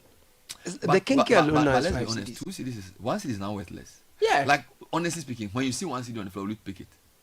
It depends on what you are. No, bro, Charlie, like 1 CD. I think they should be stop using 1 CD The truth coins. is, if there's someone on the street and give them 1 CD, they'll be annoyed. Yeah. They'll actually be annoyed. And okay, let's be. And you don't use structure anymore, but like, Yeah. even if you take a car from say Okpongolo to Circle, Yeah. it will be more than 5 CDs. Oh yeah. So 1 CD there be Charlie is like. And I mean, it's a technical thing they do. If you buy anything, you're left to change 5 CD. And, they'll tell you medical. So there's a particular place when you're going to test. One time I was your bed make a 6 CD. I'm seeing to the bed. I mean, Benji. She laughed. The next day I came, she pretended she doesn't. But you know what I do now? She owes me. When I also go to a shop and they say, "Oh, you do momo." No, I'll say, "Miss, you got 3 pesos." Because they will never allow you to do them car. No, they will. But they will do you car. I went to some shop and I told the people that they said I should give them, if I have 2 CDs, they'll give me 5 CDs or something. I said I don't have 2 CDs, but you give me the 5 like that. Next time I'll pay. Yeah, but they won't agree. They have to agree. That's why I'm a pay with Momo or card person. I don't like cash. So and they don't like it when you pay with Momo. They frown. For me, the people who work for me, like maybe those who do things, like plumbers and things, there was a long time they used to say to me, I shouldn't give them Momo. They said they were saying that they didn't like. I think the E11 made them very Momo. You see, some people too, they've done MTN quick loan and things. So yeah. So and that's something else. So they are afraid that if you send them money, it's now going to pay the quick loan. I actually want you to thank you for saying this. You know, I really think that Ghanaians need to change their attitude to paying their debts. We are dishonest. When I looked in the report here, a lot of people didn't plan to pay back their debts. In fact, when you look at people's order of priorities, paying back debt was like number 6. People want to spend money. Obviously, they want to preserve their income. They want to help people in need. They want to they want to pay for their children's education. Of course. But in fact, when they were asked what is your top 7 priorities for your money, paying debt was like number 6 or 7. And then this, but I also noticed that about 50% of the respondents in that survey said that they were saving using Momo. So a lot of people felt that they can save. And then the number of people who were taking loans from Momo had doubled from 11% to 8%. So more people are taking Momo loans as against bank loans. There's something we need. Because that's the access. And I think maybe the interest rate is better than a bank. I don't know. I've never done MTN quick loans. I think there's a trick there. This is the way I see it. You see, people don't want to go far to go and look for money. So Momo, the anonymity is great. Me and my telco. So that's number 1. Number 2, because the Momo people don't have a lot of staff they employ, they're able to give you cheaper loans as against a bank. Because if you go to a bank, the process of getting a bank loan, you actually have to apply. It's too long, and then interest rate is high. The Momo loan is much cheaper, which is why I think it's unfortunate that people don't want to pay their Momo loans. Because I think the quick loan for Momo is actually, I think the MTN one is very cheap. I don't know about the companies that do the Momo loan. I think most of them is MTN, but it's just that but it's much cheaper, isn't it? I think what happens, and I think this is my understanding, why sometimes people get shaky about Momo. The quick loan, if it's on your number, and you haven't, and it's reached the time you're supposed to pay. Let's say you've taken 400 CDs and you're supposed to pay back 500. I don't know how it works. I'm just giving an example. Now, any money that comes, but that's goes straight to the 500. That is correct. But you see, pay on loan. But you see, once is your Momo you're using to do things, and you've not found some time to find the money to pay. It's like, hey, this money I need to do whatever. Because if you are buying something from someone, maybe even they don't have stock, that kind of thing. So they are now going to go and buy a new one, whatever the case is. So I don't know. But I actually think that people should not treat. You see, because if you one of the reasons interest rates are high is because people don't want to pay their loans. So there's a lot of non-performing loans. I think that the mindset of Ghanaians about our own payback is not good. So like you want to give somebody, let's give you. Yes, and it's always lower than what you ask. I give you what I can part away with. You are very wise. Because he doesn't want to pay. It's not that he doesn't want to pay, but it can even make it awkward even when the person wants to pay. Because sometimes the person's avoiding you. They are feeling embarrassed. Now what about this kind of you awkward? No, I understand you. Not that they don't want to pay. So in principle, it's better not to give. Because sometimes it can even make your relationship. Because even if they want to pay and they end up paying, maybe they take longer than they expect. Yeah. So That's they are fine. feeling Just a communicate bit. it. If you are unable to pay in time, But that's the let the problem. person. People don't communicate. I get it. Yeah, but it's one thing I really So struggle do you to lend understand. money to friends? I would usually give you what I can do away So with. you are- If then you are- I'm you are- saying I agree with Susu, but I'm just saying that Yeah. that attitude is bad. At least if you ask for money and you're not able to pay around the time you ask, you pay. Call me and let me know. If you're supposed to do anything, I can't do anything. That's the At point. least let me know. The report is saying that the people They don't don't have intend. the intention to pay. That's the problem. He's coming to you to ask you for money. Oi. And he's saying Busan, but he knows that this Busan is born. You are born in Mintia. It's You not get right. it, and which is what is making financial services very difficult. Okay, because the truth is that trustworthiness is the key to financial transactions, and I think a lot of people don't care, and they are just financially irresponsible. All right. So whilst we know there's a poverty problem and there's a low pay problem, maybe we should open up on this quick loan thing and discuss it properly. Because I have had people to say to me that they are very aggressive in the way they collect the money, and I'm like, why could you basically pay back? Oh, friend, on file, Bernard, the person who has come for money from you, that you are using your credit to call, they won't even pick. Let me talk about GRA. GRA, and I'll talk about Old Mutual. GRA says if you don't pay, you see.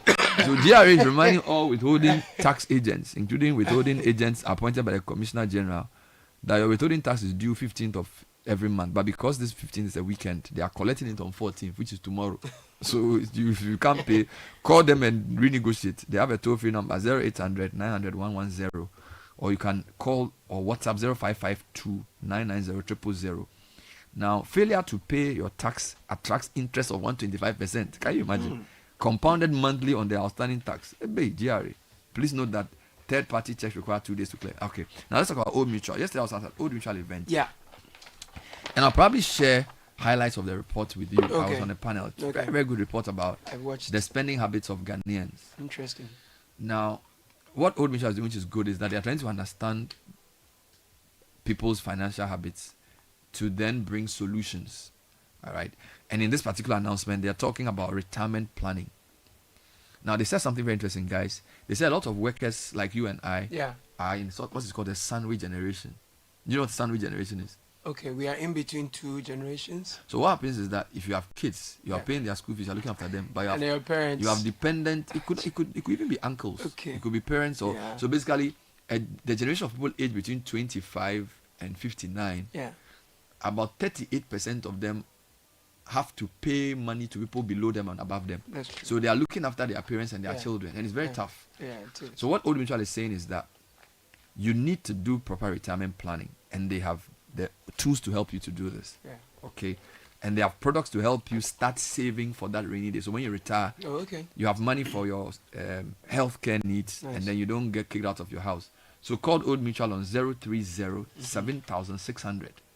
That's 700 0600, or just visit oldmutual.com.gh for more information. So that's information from Old Mutual.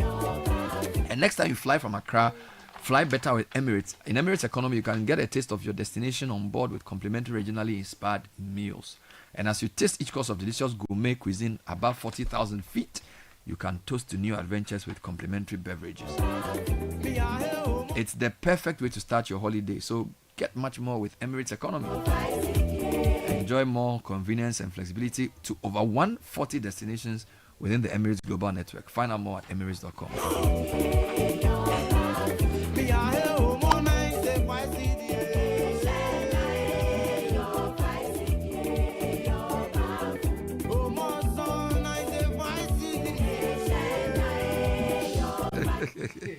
This man. Yeah, you more 95 CD share. That's old Ghana CD 95 CD. So people still, transact money, transact business, referring. Do you know? to Do you the know? old Do you know? CD I think there are and two reasons for that. I think the region nomination was rushed in terms of the way it was, and I also think that we have a basic mathematical problem in Ghana. They do. Financial literacy is low. Yeah, we have. And the other thing I noticed in the report: 90% of Ghanaians surveyed do not have a financial advisor. Yeah. So that suggests they don't have a financial plan. That's very true. I mean, you have to have money to be No, getting a financial advisor. We have to pay the financial advisor. Oh. Do you know there are online financial advisors? There's even an app that can advise you financially. Yeah. And then so the thing is that, fine, let's assume you need money to get a financial advisor. But if you don't have financial plan, you're actually going to perpetuate poverty. Do you know that? Because if your money is not, if you don't have an app that helps me to structure my spending, if you don't plan, it will make your money situation worse.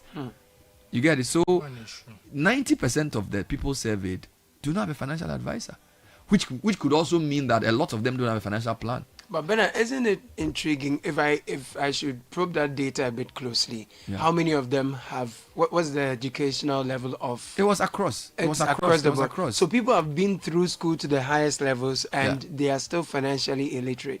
Because financial education is not the same as normal education. But we need to have financial education in our normal education. By the time you are done with school, you should be financially literate. In fact, going to the bank is very intimidating for a lot of people, including graduates. Financial literacy, I think, the best place to teach it is at home. Salmon. I'm telling you, like saving, well, planning, yes, expenditure. Look, you give your kids, we have money box. Yes. You put money in it. Sometimes when you do something good, we give you money, put it in a money box. End of the year, open it, put it in some account. It's very important to do those things because school, I agree with you. Schooling should help with financial literacy, but I think it's also a home responsibility. Teaching kids that it's not everything you need that you get, and that you need to plan. Like you are driving now, and Daddy buy me this, Daddy buy me that. We can't buy you something because you've seen it. Think about it for 1 month. If you still want it, I mean, you really need it. You know, I mean, you can be driving in traffic now. They've seen a football. And you need a new football. Like, why do you need a new football? Or you kick your football to another house and I should buy a new one. No, go and look for it. I'll buy you a new one. I think that's one of the things you have to become an adult to understand. When I was a kid, I didn't understand my parents. Every time I asked, they'll be giving me talking plenty. Yeah. I understand. It's like you've been given a football, then you kick the football to another house. And you want a new one. And then you can't go for it because there's a dog in the house and you're afraid. And I said, well, then don't kick the ball like that again. Like, why should I? Why don't buy you a new play socks or something? I look for socks. I don't know. I mean, why should I spend? Stamp stocks. I mean, sure. Let's do tech and social media trends. So tech and social media trends is brought to us by First Bank Ghana and Telecel. Yes. As we are talking about money, you need to send money. If you owe someone in Gambia, Guinea, Liberia, Nigeria, and Sierra Leone, please pay. But if you also need to transact business, send money across the various borders, you can do that with the First Bank Ghana through the Pan-African Payment and Settlement Systems PAPS. All you would need to do is to visit any First Bank Ghana branch nationwide with your cash and your money is transferred in no time. To receive money, you would need a First Bank Ghana account. This is one way we'll put you first. Please call 0596 921 921 to find out more. Tech and social media trends is also brought to you by Telecel, connecting energies. Liar, connecting people. Connecting. Oh, is it connecting energy or connecting? Wait, let's check. Telecel. Connecting people is an old one. Please, this one's connecting energies. I'm not lying. Agency, please bring the new announcement. They don't brought new announcement. Telecel, connecting what? What are we connecting? It's connecting energies. Once it's not illegal connection. What's trending this morning? There was a lot of Champions League, last night. Very controversial. Real Madrid Atletico Madrid game that went to penalties, and a very interesting moment to the penalties. So two interesting penalties, Alvarez and Vinicius Jr. So Vinicius Jr. missed his penalty. He ballooned the ball. And Julian Alvarez, I think his penalty was very unfortunate. He slipped there. He slipped and he hit his other foot. So the penalty was disallowed. Why didn't you let him take it again? The rule is once you kick it twice, it's done. That's so. It's a stupid rule. The rule is let him kick it again. Like, what's the point? But you see, it opens up if you slip and it goes wide. Would they let you take it again? So if he slips and it goes wide, so why is that he's entered and it's not a goal? Because he hit his other foot. So it's like he touched the ball twice. But they should judge. He didn't deliberately kick it. No, but that's the rule. It touches it twice. The penalty is supposed to go once. It's a stupid rule. It's not supposed to touch another teammate before it comes back to you. They have a. But don't the two legs belong to you? Yeah, but that's the thing. They're supposed to kick it once, or people would move the ball and kick it, because if they allow him to touch his foot, like you can move the ball and kick it. Basically, that's what they are saying he did. He moved the ball and kicked it. So, so unfortunately, so obviously a lot of other champions, Champions League trends because of last night, a lot of games. So Dortmund are also in the trends. They played Lille, they won 2-1. Then you get to some. It's not fair. I mean, this Sankwas Dortmund has qualified. Well, they are playing Barcelona, so we'll see how that plays out for them. You'll be surprised. We actually they may have one good game and then you Barca is out. Oblak and Simeone are also training. I think Oblak could have done a bit better on Rudiger's penalty, but it is what it is. I think that was it. Just look, everything just went Real Madrid's way when it mattered, and now they are through to the next round. So LinkedIn is also trending. So I think it's trending in what's the word? It's trending because the Mr. Malik Basintali has announced that there will be 2 apps for job seekers and employers to employ people. And a lot of people are saying, well, LinkedIn is already there, so do we really need a new app? And are there jobs there? And then I think there's also the hangover from the Baumia apps. So people they don't trust apps. So apps are another thing that making people are feeling somewhere about it. But what's funny, the people who are saying they don't trust apps, they are using an app. Oh, you see, to express their distrust for apps. No, but you see, the apps is in the Ghanaian context. They were giving us an app for everything, so people are feeling like they want app for potholes. Oh, don't do that. Don't do that. It's a cynicism. Yeah. Jamie Carragher is trending once again for different reasons. Well, he's trending because at halftime he had to go off air on CBS. He wasn't feeling well, so he had a health scare. But he's also trending because Sami Kufuor has this team. Sami Kufuor has not let it go. Sami Kufuor said, has Jamie Carragher even won 2 Man of the Match awards in his career? And Sami Kufuor's achievements in football outweigh Jamie Carragher. So he's entitled to say that. Yeah, so Sami Kufuor said that he doesn't think Jamie Carragher is a serious player. It's unfun in quite Yeah, basically. So I back that with 10 bags of cement. So Jamie Carragher is trending from 2 angles. I support you with 10 bags of cement. He wasn't feeling too well when he had to go on air, and Sami Kufuor has also continued to press his neck. I find Jamie Carragher's panditry shallow. Oh, he's not that bad. He's not that bad. Dude, you make a lot more sense than he does. That one is different. Platform. I say he's not that bad. That's not why I say it. I say he's not that bad. Shout too much. Anyway, is that all? What's the techniques for the system? Yes, so India has decided that their satellite permits will only be 5 years. So this is another finger in the eye of Elon Musk, because he was hoping that he'll get a 20-year permit to launch Starlink in India. But India says they want to only do 5 years so they can monitor the market, see how it goes, and be able to adjust as and when. Because I think they think that 20 years is too much. So another finger in his eye, and I think things are not going well for him. His stocks are dropping. Elon Musk. Yeah. He will come up with something soon. Oh, that's why you probably sit on a spaceship and take a selfie or something. Did you see Monday or Tuesday? This guy did a car fair for him. Yeah, Donald Trump. Trump did a car fair at the White House for him. Are you kidding me? Oh yeah, they did a car fair for him. BYD is wiping his behind. You see, I think he's overestimated his popularity and what people are willing. Because I think he's now becoming too involved in people's lives. It's becoming annoying.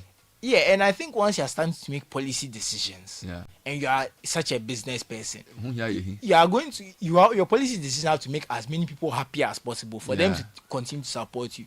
So everybody you annoy is a potential customer. And you are seeing also, people are also now saying, I want to sell my Tesla. I'm sorry. People are buying stickers. I'm sorry I bought this Tesla. I bought it before I knew the type of person he was. So sometimes his overbearing personality affects his brand. Yeah, exactly. So now I'm sure investors are worried. He'll be fine for many years. We have bigger problems here. That was taking social media trends with Susugrian.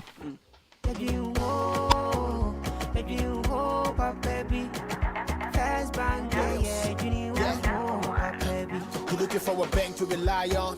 Let me give you a shoulder to lie on. Would we say to bank baby, no lie. Only one place where I get my eye on. Make I introduce you all to First Bank, the best services in the world, first rank. Customer service, everything is well planned. I make music, I travel, I sell land. They be my reserve tank. Cause every time I know my money's safe. Universal banking ain't in me here on the date. I'm a busy person, me no many time to wait. Now I got to Spain, even when I'm in the States. My me blue shirt.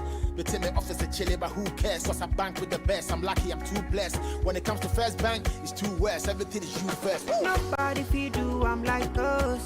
Do I'm like us. First Bank, we treat you first. Treat you first.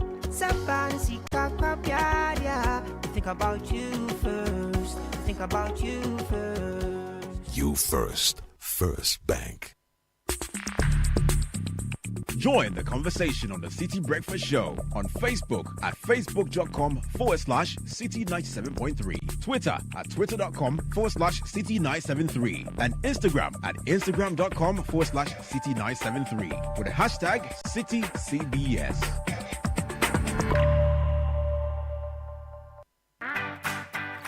Hey, dear Newsroom, sir. And stay soft concentrate fabric softener. I was such it move. You're sending this say, but you hear my tina watch. New York it's now watch. No, be a baby, some some demoni in us say. Dear Newsroom, say. Fair quiet, yes, in Beer Association Ontario. Use stay soft and New York it's now watch. Nani boss to tap from cry. A fabric softener. And yeah, near say, sir. Choose to stay soft. No, who's so say, no. FDID a dreading crowd to yat.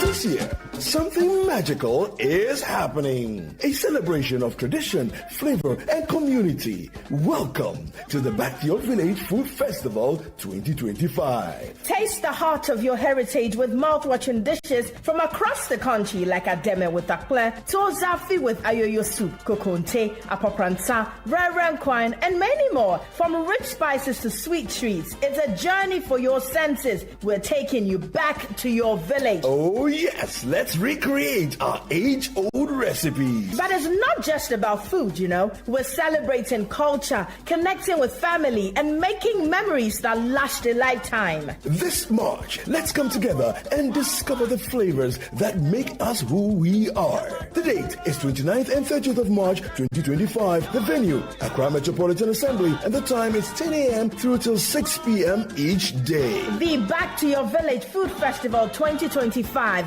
where food, fun, and tradition meet. See you there. Interested vendors should call 0558-973-973 or 0205-973-973 to register. The Back to Your Village Food Festival 2025 is powered by Channel 1 TV with support from 97.3 Citi FM and is proudly sponsored by Gino, Goa Natural Cocoa Fruit Juice, and Pan African Savings and Loans.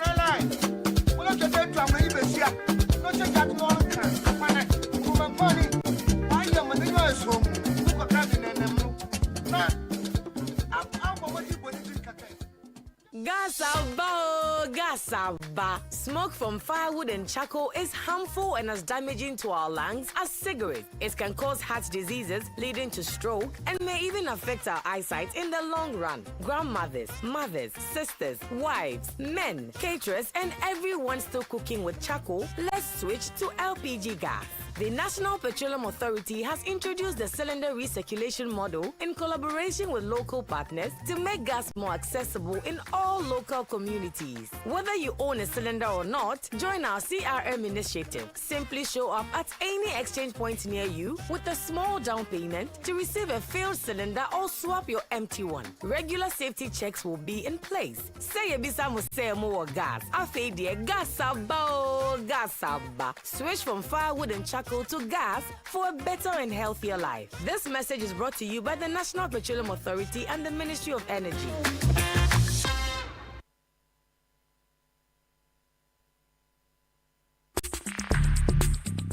Join the conversation on the City Breakfast Show on Facebook at facebook.com/City97.3, Twitter at twitter.com/City973, and Instagram at instagram.com/City973 with the hashtag CityCBS.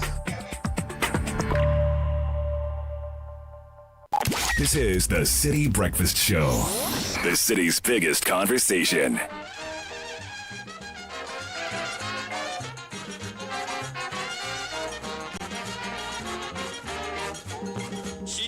Srotwe, Bakoshita Kojimba, Amadam Lia Srotwe, Akmantu Kampima, Yelehuna Kainon, Passajo Kelebleko, Eka Febwa Kefe Kumi, Yemli Srotwe, Srotwe Yemli.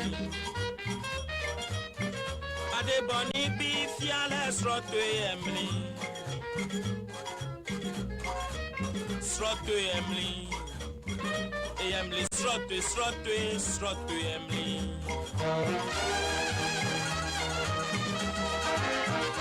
17 minutes past 8. So we'll read some of your reactions to food prices and what you can get for 1 cedi. So apparently somebody said she just bought a blade for 1 Ghana cedi. Blade? So yeah, you can get something for 1 cedi. Wow. A blade for 1 cedi. Something interesting I also found. A friend of mine, we used to live in Medina together. He says that food in Medina is more expensive than other places. He says in Labadi, there are places Kinke is going for 2 cedis. Okay. But in Medina, it's 5 and 7.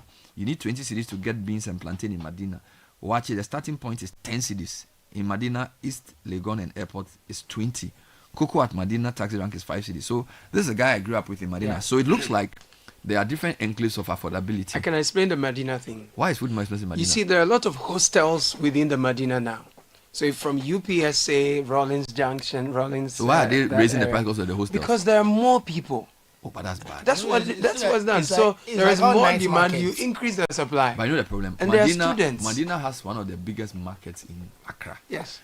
Generally, if you are closer to a market, things are supposed to be cheaper Mm. because we have more assortment of sellers. So why should food be expensive It's in the Medina? same way that the night market, they know that they have people who are going to come regardless. So come. they'll deal with you. It's come. So So it's even inflation, rent. the food inflation is caused by the type of accommodation there. I think so, because even rent within the enclave, not good, crap. even for structures that are not so jebiano. So when an it will investor cost moves you to a more. community, it changes the economy. It changes everything. Look, I'll give you an example. If you use, this is not a university per se, but if you use the transitions, you go towards Bosche. You know, DVLA has moved that way.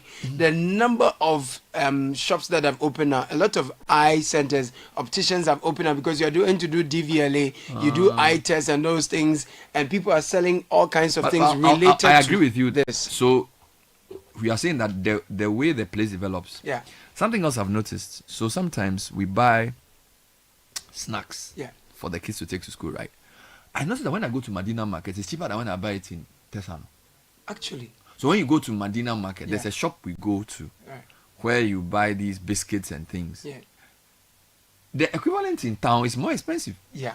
So I don't know why food more is expensive. I don't know. Maybe someone needs to explain to me No, how but the they Medina price. Market, are you buying from a No, it's a grocery big shop. A big So shop, it's yes. like a huge. So it's like Grace has found us. What is Uh-huh. that? Dan so much. Yes, so like there's a huge distributor shop that you go to, and the things are cheaper. So there. what the mothers typically do is they will go to where they sell wholesale and Exactly. they'll buy for their kids. So if you want to buy your diapers, your all of Yeah, that, but I'm and saying the that fruit the and those equivalent things of that shop in in Tesano is more expensive. But the Tesano rent is in dollars. Bernard, have you tried rent in Tesano? It's in dollars, oh.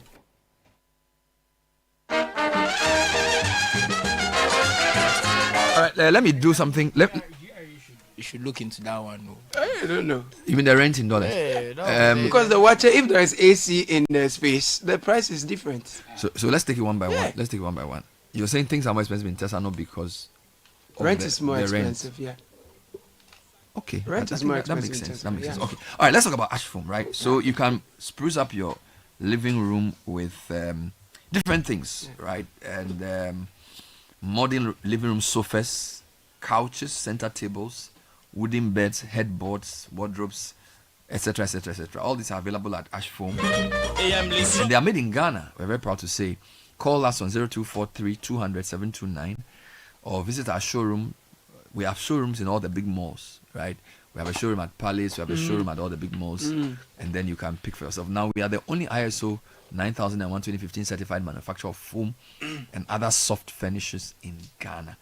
Be an Ash Foamer now. Ash Foam, feel it, know it. Bernard, on this though, you know when the Bank of Ghana said it spent 11 million cedis dollars on the finishing, one of my interests is where they got their stuff from and who the workmen were. Good question. Because if you spend $1 million on finishing a new Bank of Ghana headquarters and you imported everything from China, then you've just enriched that economy. But you see, the truth though is that they won't buy it in Ghana because they will say quality standard. That's not true. And then they also, but I need to say this to you though. There was a you know, our kitchen. Yes. At Tesano. Yes. So Ogbo went to buy. She wanted to buy seats and tables for us to eat from. I'm being very honest. She went to a shop. She went to different places. I remember that process because she and HR were looking for this. They went around. She finally went to a shop on the Spintex Road. Yeah. Bro, this is, and the chairs have not broken down, wooden Yeah, chairs. yeah. She said a set was like 500 cedis or something. Yeah. And when you compare the price of that thing To the local one. there's no, and this was from China, but it was bought in a a shop in Around- Ghana. Okay. I Around don't the think there's spinach, any carpenter that can do that quality of furniture the quantity and sell it at the price that we got it. I'm being very honest with you. So she got, and it's like a set of about 8 tables. right.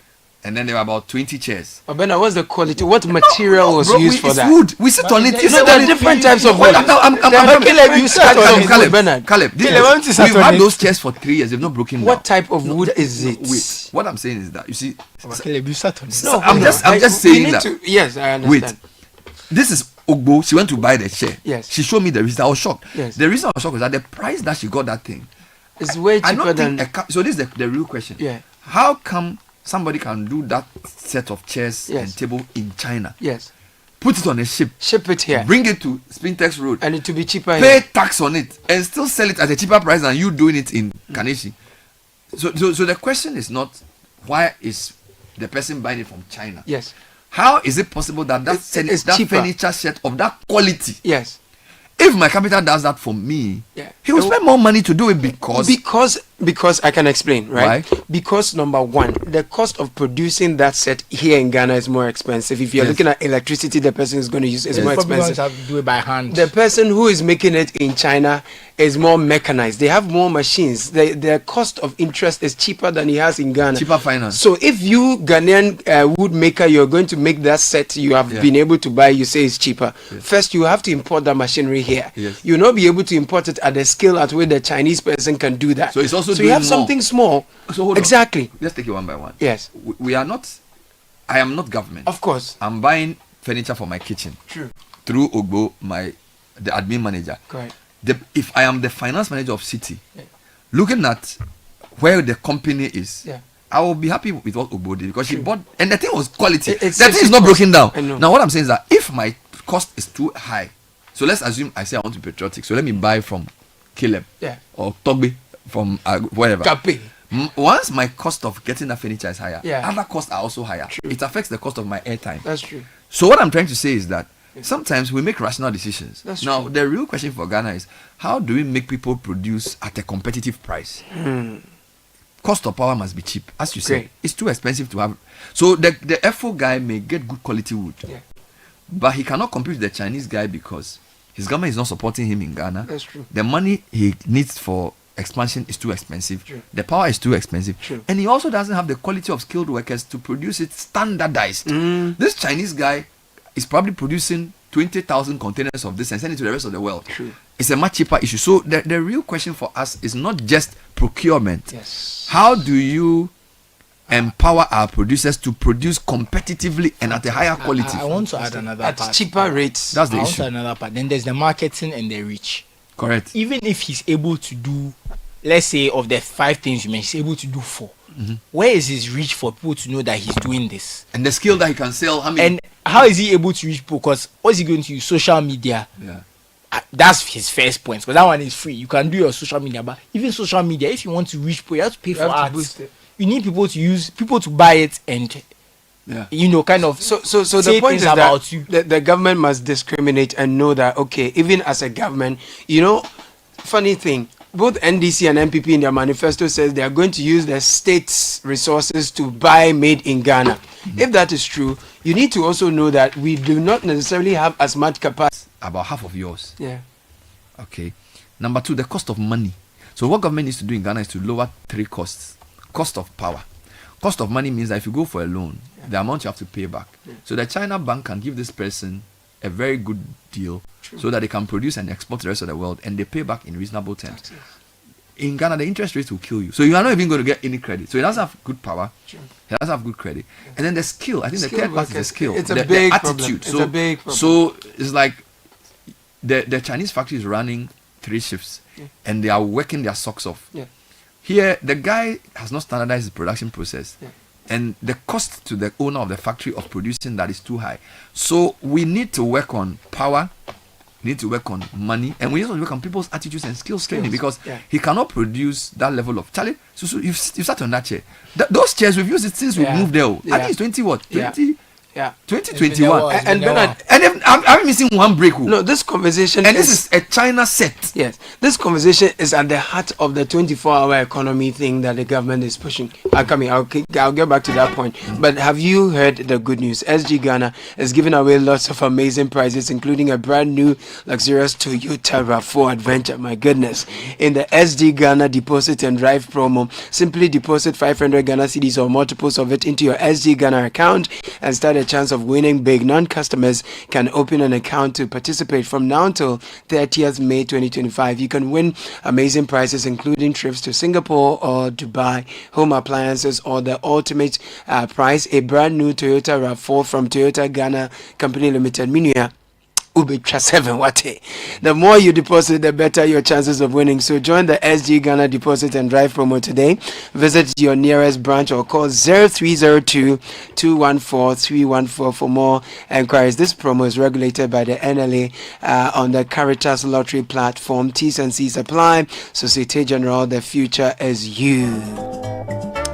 So the enjoyment is real. From January to June 2025, Enterprise Insurance is giving you more reasons to smile on the road. Buy or renew your existing motor insurance policy and enjoy amazing rewards, free fuel coupons for your car, and airtime for your phone. It's that simple. Insure naturally. Business, so you're more than 100 years. We are trusted. So visit any branch, connect with your insurance agent or broker.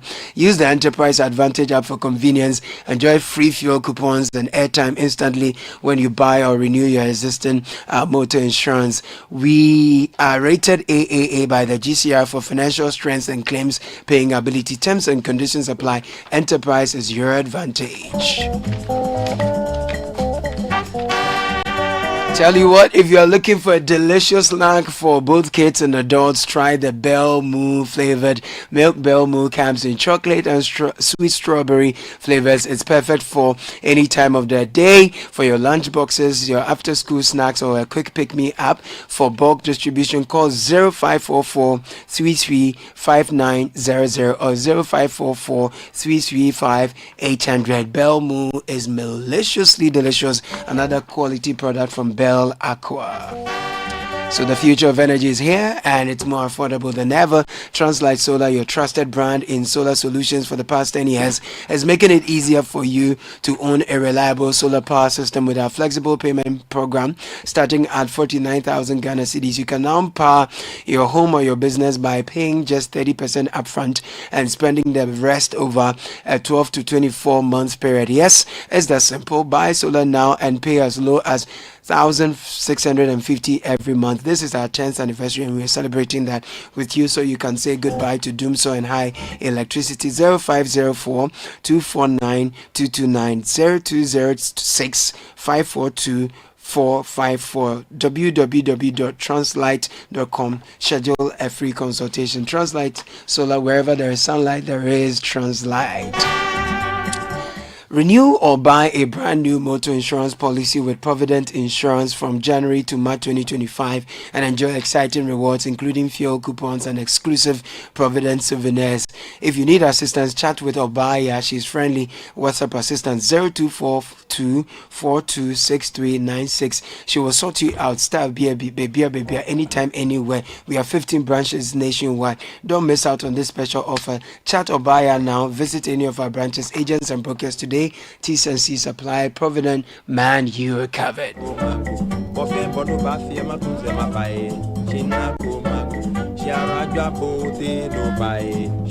you are saying, Kusu, that one of the other reasons why the Ghanaian furniture maker may not be able to compete was the sort of packaging and adverts. I don't know if what you like the marketing, because even if you are doing a good job, how do you get it out, right? Because you need people to be buying it. Okay, they tell their friends, but how far does that go? So they are not able to market. You need to market. You need to. How much can you pay for airtime, LPMs, all these things, billboards? It's pretty expensive. So that's another angle that we also have to think about. That even as we are asking all these questions about whether they have the quality, whether they are able to do these things, we have to also ask ourselves, like, how can they even reach people if they are trying to do their work? So for me, it's a very difficult situation, because the way our spaces, system works. Yeah. how are they going to get their marketing? Where's the marketing budget coming from? Because you can't just say I'm going to pay for radio, you're going to do things. So what I think we can do as a government or a country is maybe, have it's a very important point you make. If like fairs, so like exhibitions and fairs, so they could say, what's the name of these guys? The people who used to do Ghana Export Promotion Authority, GEPA kind of thing. So you can do a fair for made in Ghana like we do, right? Like this is Ghana that we do, where we use media to push some of these brands. My concern is that if we are not, I still come back to the government. If you don't standardize production, you cannot produce on a large scale. So like the chairs that we bought, they are of the same size. Was it the type of you have to assemble, they already assembled? Because sometimes too, like if you're on Amazon, you go to IKEA, like in the West, those places, you can buy it and it's like it's coming. Did you have to assemble the chairs? No, but I think I'm just asking a question because sometimes even just comes in the box and you assemble it that's yourself. My point. See, I'm trying to go there. I'm trying to say that, you see, our carpenters and these guys, furniture makers, right? There's a certain level of standardization required for you to do mass production. Because mass production, and by the way, the third industrial revolution was an revolution of mass production. All right? Or was it the second? I'm not sure. Mass production basically means you can produce the same size of, like these mics in front of you. Yeah. They are the same make. It's not artisanal. It's not bespoke. Okay. Now, you can make some money doing bespoke things, but that's value and not volume. If you really want to employ a lot of people. So I'll give you an example. I was incidentally in somebody's house, and then the person was complaining about the length of the way the carpenter had done the window. You know, this person was like, this thing is not right, because if the guy doesn't follow the standard window size, he cannot get the right curtains. Mm-hmm. So he said the carpenter cannot come and say, let me just do this window because I like this window. Because generally we prescribe window sizes because we want to have a mass production of curtains, and the curtains have a certain length. Do you get my logic? So if in Ghana our carpenters, our furniture makers and things do not subscribe to a certain standard, they will not be good enough to produce for everybody to want to buy. So if I go to Spintex Road and I enter one of the shops, I would prefer to buy furniture, a curtain from Turkey or China, because it fits a certain standard. So the discussion, apart from power and money, I think skill. Yes, and that skill thing, I think we downplay it. Okay, so I'm back to the point you were raising about what the Youth Authority guy said. I think the Youth Authority people, instead of building apps, they should do meaningful skills training. So let's assume you have people who are into mushroom production. Let them get the best knowledge about how to grow the mushrooms. If somebody is into carpentry, bring them technical support on how to produce in a way that can meet quality standards. True. Do you get it? Yeah. So you go to the art market, and those who are doing the art, because for me, if you can't produce at a certain quality consistently, so maybe the Minister of Trade is working on the business environment, the Minister of Finance is working on the financial environment, Power Minister is working on power. But if you are youth authority or youth agency, what you should do for the guys is to say, okay, what are the skills you need? Okay, and those skills, how can we bring you together to do that? And then also create like an enclave of business. So you can say rent is expensive, right? Yeah. So maybe you do a bone craft village, Yeah. where you can have 30 of the people who are doing this furniture. Yeah. They share power, they share space. I think those are the things government should be doing on a spatial level. True. Instead of like these fancy apps, because I'm not really sure what they need app for. What they need more is a good business environment, good place to work, where they can pay their rent in cedis, and they can have access to markets. All right. So like when a media house like Citi is saying we are doing an exhibition, then the government agency can say, okay, we are coming to support so that we can showcase more of made. Do you get it? We can show. I feel like that's what we need, because people who do their own business anyway, they don't need you to come and do. You can't teach somebody how to do business. The guy is a businessman already, but the enabling environment is too tough, and you are not as government. What you have is convening power and the power of aggregation. Yeah. All right, but this idea of let's give them money and things, it doesn't work because you give the money to foot soldiers and things, they can't really do the business. But I like the point you made about skills. I'll bring you some comments shortly, but you see, the rugs or carpets, right? I went to a shop to check the prices of rugs. You'll be surprised, one rug was going for about 80,000 cedis. And this is, and it's coming from Pakistan. One rug? Yeah, rug. Simple 80,000 cedis. Ask me why. No, I won't ask you why. No. I don't even want to know why. Because this one is handmade. And it took 2 years to get it done. And then there were those made by machine. 80,000 cedis. 80, I'm telling you. 80,000 But what cedis are you doing in from the rag Pakistan. Okay, I'll explain later. He's sprucing up his face. I'll explain later. 80,000 cedis for a rag. Calm down for me. So on the skills point, if you go to the north, you go to Kumasi or you go to the Volta region, we have our locals. They make the smock fabric. They make the kente or kete. They have done this for a very long time. So they have that skill, and it's something that we have. Over time, we see the Chinese are trying to, sort of use their machines to get more done, and they are messing up the market a bit. We need to focus on enhancing this skill, getting more people to get, because the skill point is very critical. Now, if you bring that to, let me push that. Are you saying that instead of trying to compete on mass production, we should rather focus on the bespoke market? No, there's a blend where people pay for value, so that if you can, so you're talking about like crafts, like the arts. Yeah. Well, I think that is true for art. Yes. But for things like mass-produced carpets. Yes.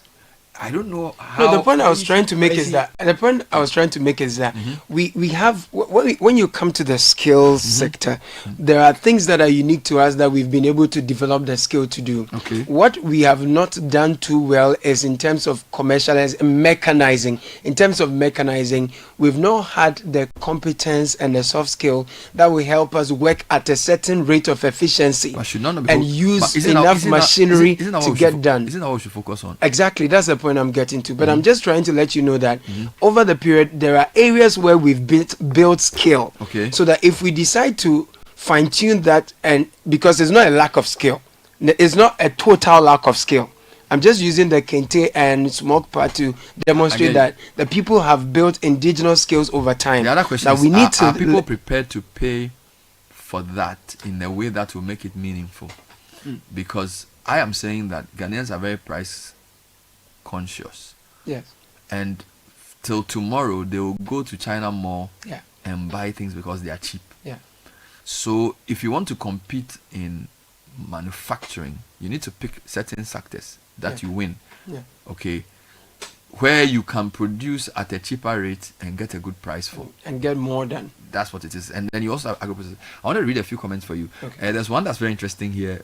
So funny. The person says, Bernard, is it possible that the weight of the people that sit on the chairs bought for your office are not heavy? Example, Bernard, Caleb, and Co. That's why the Chinese chairs appear to be durable.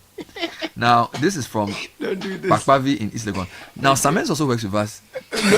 And he sits on those chairs. No. I just want to say. No, you see, let's not make this like China things are poor quality. You see, the thing is, we are killing ourselves. Do you know the best brand for electronic vehicles is a Chinese brand? BYD. And their cars are high quality than even Tesla. So this idea that things from China are not quality, the thing about China is that you get a whole range. You get the top end, and you I get have somebody who went to China who said, bro, China, if you want high end, you get everything. If you want medium, you get. If you want low, so this slander of China is Western propaganda. It's like, Chinese chairs are not good. European goods are not necessarily better than Chinese goods. This started. Chinese goods are actually, I think, based on the kind of market we have, more fit for our market because they are from automobile to furniture. Yeah, so it's like the whole anti-China agenda. Part of this started when they started doing cheap Chinese exports in the 70s and 80s. Yeah. And started with Japan as well. Yeah. At first, people used to say Japanese electronics were low quality in America. Now, as they go to, now no one would dare say Japanese. And as Africans, you see, this is what I'm saying. The way Western people are slandering Chinese goods, when we also begin to compete, they'll slander our goods too. That's so let's true. not be stupid. That's true. China good is not good. Everything is America.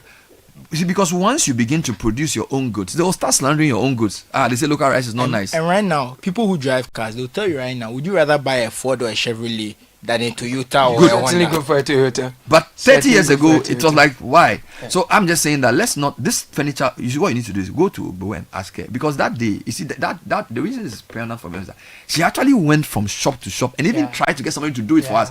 You know, we have this carpenter who has been coming to do things for us. So we got a guy to even give an estimate. Yeah. So it's just like, no, I went to some shop in Spintex and said, this whole thing, when she mentioned it, I said, this price. Yeah. And the wood is clean. Yeah. The color has not changed. True. We've used that thing since 2022. Yeah. Today is 2025. It's still not even one has broken. Yeah. Not even one. Oh. So let's and I think that our carpenters too, maybe they need to go and learn how these Chinese guys do these things. Yes. Because the chair is solid. We eat rice on it every day. The chair is solid. Okay, so roasted plantain is now 5 cities across the city and along the Lagos Avenue at East Legon. It is 5 and 7 Ghana cities each. Emmanuel from East Legon. Bernard, there is this porridge vendor who sells at the Dansuman roundabout in the evening. She will not sell the porridge to you if you are not buying kose. Okay. If you are buying cocoa alone without the kose or bread, she won't sell to you. Is it by force that I should take kose with cocoa? Bernard, last night someone bought 7 packs of cocoa and granules without kose. She complained bitterly and took the cocoa back. It's crazy. Let me give an example. There was a business. I like the use of packs. Guys, imagining it 10 years ago. Let me give you practical how this is difficult. 10 years ago, there was a company called Cocoa King. Yeah. And the reason it's an important example is that we all like cocoa. Yeah. So we buy cocoa from our next door cocoa shop. So this guy tried to standardize cocoa. Right? They're still around. I don't think they are that strong anymore. No, because I've not seen them around. He was doing cocoa, Eko Igbemi, Oblayo, and Tom Brown. And he put it in a pack. In the morning, they would distribute it. I used to see them in traffic. Yeah. It didn't work. And I haven't gone into the business, but I feel like there could be a number of reasons. It's difficult to standardize when you are cooking at different places. Because the thing about cocoa is that you can't produce all the cocoa in East Legon and send it to all the whole of Accra. So you may have to, maybe you need an outlet at, say, Kaswa, another outlet at, say, Dansuman, another outlet at some place. That could be one reason. It could also be that the cost of money was just too high. And that because you may not be able to sell all the cocoa, you have to waste a lot of it. The cost of food. So if you are going to get the Agbelimo or the whatever you are going to use to do it, the prices are they fluctuate too much. And then branding costs. And then getting people to work for you who it's tough to do business. So when you see somebody doing like a bread business, like bread boutique or whatever bread, it's very, very difficult to. So, and I think that the missing link for us is having the right attitudes to compensate for even the high cost of production. But so if we had, just a second, if we even had more expensive power, more expensive money, but I had harder working staff who will be diligent enough to account properly and give good customer service. It could mean that your brand will be so loved that you will still make the money. But that also we don't have. So let's start with what we can control. You may not be able to control the cost of money, but at least hiring, getting people to work for you who produce the work in a standardized form, which is why the skills training thing for me is crucial. Skills training must also include attitude training, where people are trained in a customer-centric fashion, who stick to the task you've given them, and they do their work the right way. But on the cocoa coming from Dansuman, I have 2 people sending me private messages to say cocoa nukra ojam enya dempo. Okay, so on top of the bad attitude they get, they say that the quality is not the best. Hot oven is 20 Ghana cedis now, 25 cedis for the fruit bread. Gabriel. And for me, government should use that model to say, if somebody can do this in bread, can we do this in other areas? Okay, that's the way to industrialize. That's the way to win, because we all eat bread every day. Okay, but we are not able to even support companies like that. If you don't take care, when the first generation of leaders of that company goes, the next generation may not do it, because it takes too much hard work of the owner. You'll be surprised to go there. The person who owns the bread has to sit there every day herself. Because if she takes the eye off the ball, the next worker is going to do. And this is the problem in Ghana. Most successful businesses, the owner has to manage the tiniest detail, because they are not able to pass on that management acumen and consistency to the next generation. So once they are away, then the thing goes down. It's too tough. Bernard, many Ghanaian artisans struggle with professionalism. Back to messages, time management, responsiveness to feedback, honesty can also be a concern. Take your car to a Ghanaian mechanic and chances are it will return with a new problem you never had. Masons, carpenters and electricians often promise deadlines they can't meet, leaving projects half done or poorly executed, and when the job is finally completed, the cost is often inflated far beyond the original quote with little to show for it. The cycle of frustration continues, making trust in local artisans a rare commodity. Bernard, I was shocked to learn that people are even importing Philippines into Ghana as house helps. Filipinos, yeah. Then you work with rich people. No. That's your problem. Because I don't know anybody. No, this was Effective Living Series. Michael, I can't imagine. Michael told me this. Oh, you are Scarlett. Okay, fine. You're dear Martin. Welcome, Martin. You pay someone. I'm telling you, because the attitude of these house helps is terrible. Let's focus. Okay, let's focus. Let's not move everywhere. Your attitude is terrible. I don't have some. Let's focus on the job at hand. No, so bread, right? Speaking of bread, guys, what happened to the wheaty taste of our good old wheat bread? Now, the wheat bread they make is tasteless and insipid. Please, which brand of wheat bread has the original wheat taste? Can you guys recommend any? Try Bread Boutique. Benjamin in Ashaman. Bread Boutique, their wheat bread is good, but Bread Boutique bread is more premium bread. Yes, because they sort of bespoke. Create the breads for, it's a bit higher end. But if you want wheat bread, I think their wheat bread tastes wheaty. Yo, good morning, Bernard and team. Morning. There's this school owner. I am really enjoying the conversation. Bernard, even in the US, Ghanaian food products on international markets are very expensive compared to foods from other countries. All right, let's talk about production and comments. So Bernard, please, so this one is on the MTN, the Momo, and lending. The MTN quick loan is cheap, 10% per month. No, it's really not cheap. 10% per month. Okay. Michael from Bawi. What I was trying to say was that the data shows that more people are taking loans from their mobile money service provider. The growth in loans from 2023-2024 has been 100%, from 11 to 22%. Whether I was just speculating that it could be cheaper, maybe it's a convenience. But what I'm saying is that the numbers don't lie.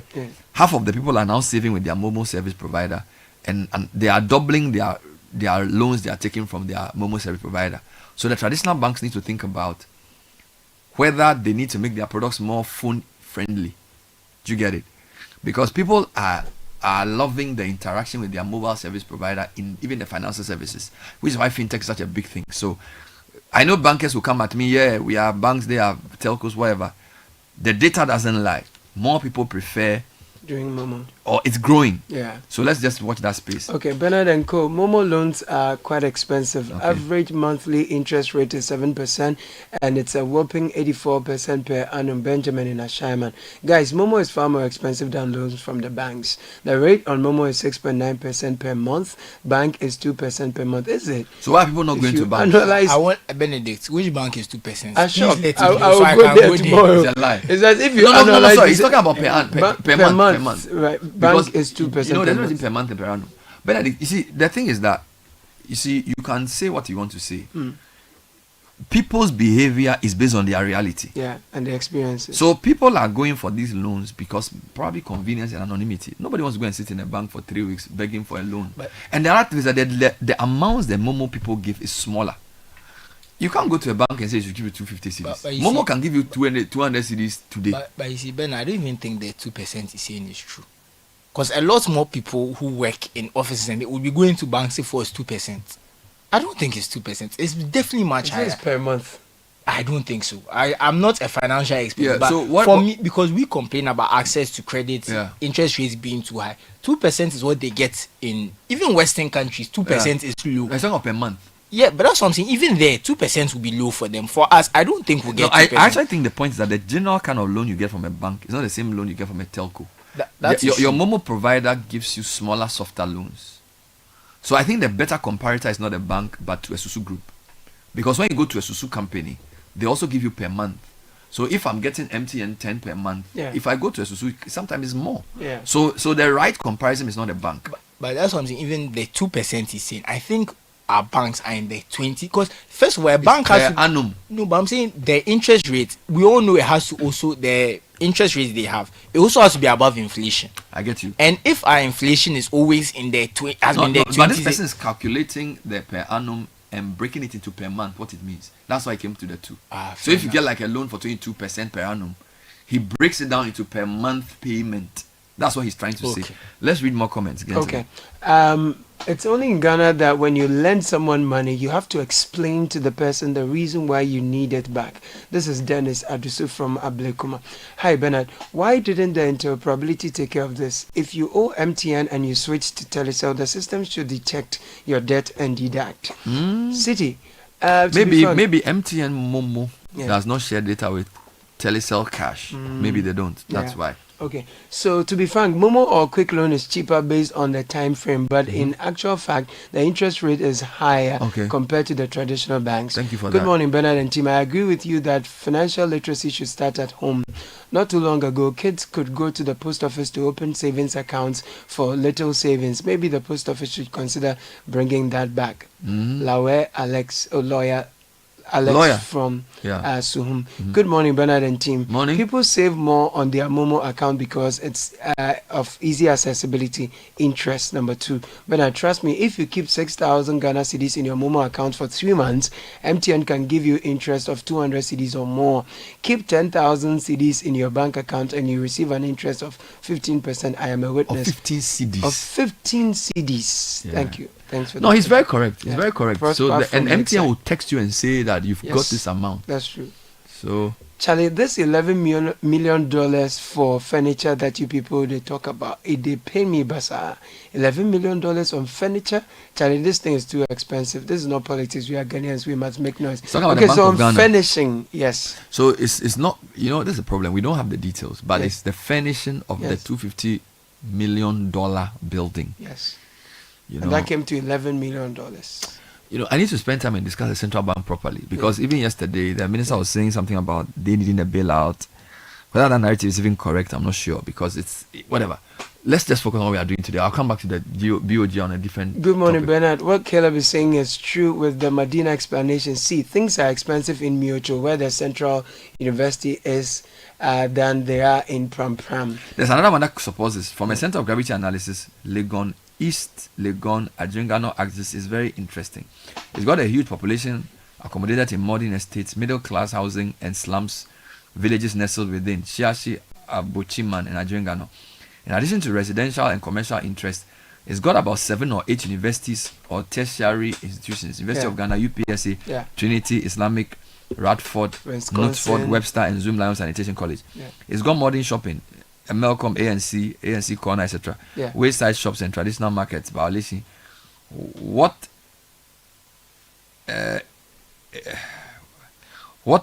are 2 municipalities, Ayawaso, West Wogon, and Adenta, that manage that access doing to bring production close to this substantial market? It's a self-sustaining community that could be exploited at a local level, well within their responsibility and jurisdiction. Well, now that the government is vetting people for MMDCEs, maybe they should make it a job that people pitch for, that you can manage Adenta and Ayawaso West Wogon based on your IGFs, based on the way that the area is dynamic. So thank you for that message, Yao. A few more comments. I returned from Europe to run a co-store. My God, power is very expensive in Ghana. A few years down the line, I'm selling and returning to Europe. It's not worth it. Gojo Ghana. Good morning, Remember somebody called into my show to say this. This was last. Remember the time when there was doomsaw and the Minister of Energy said there was no doomsaw, we should get our own timetable.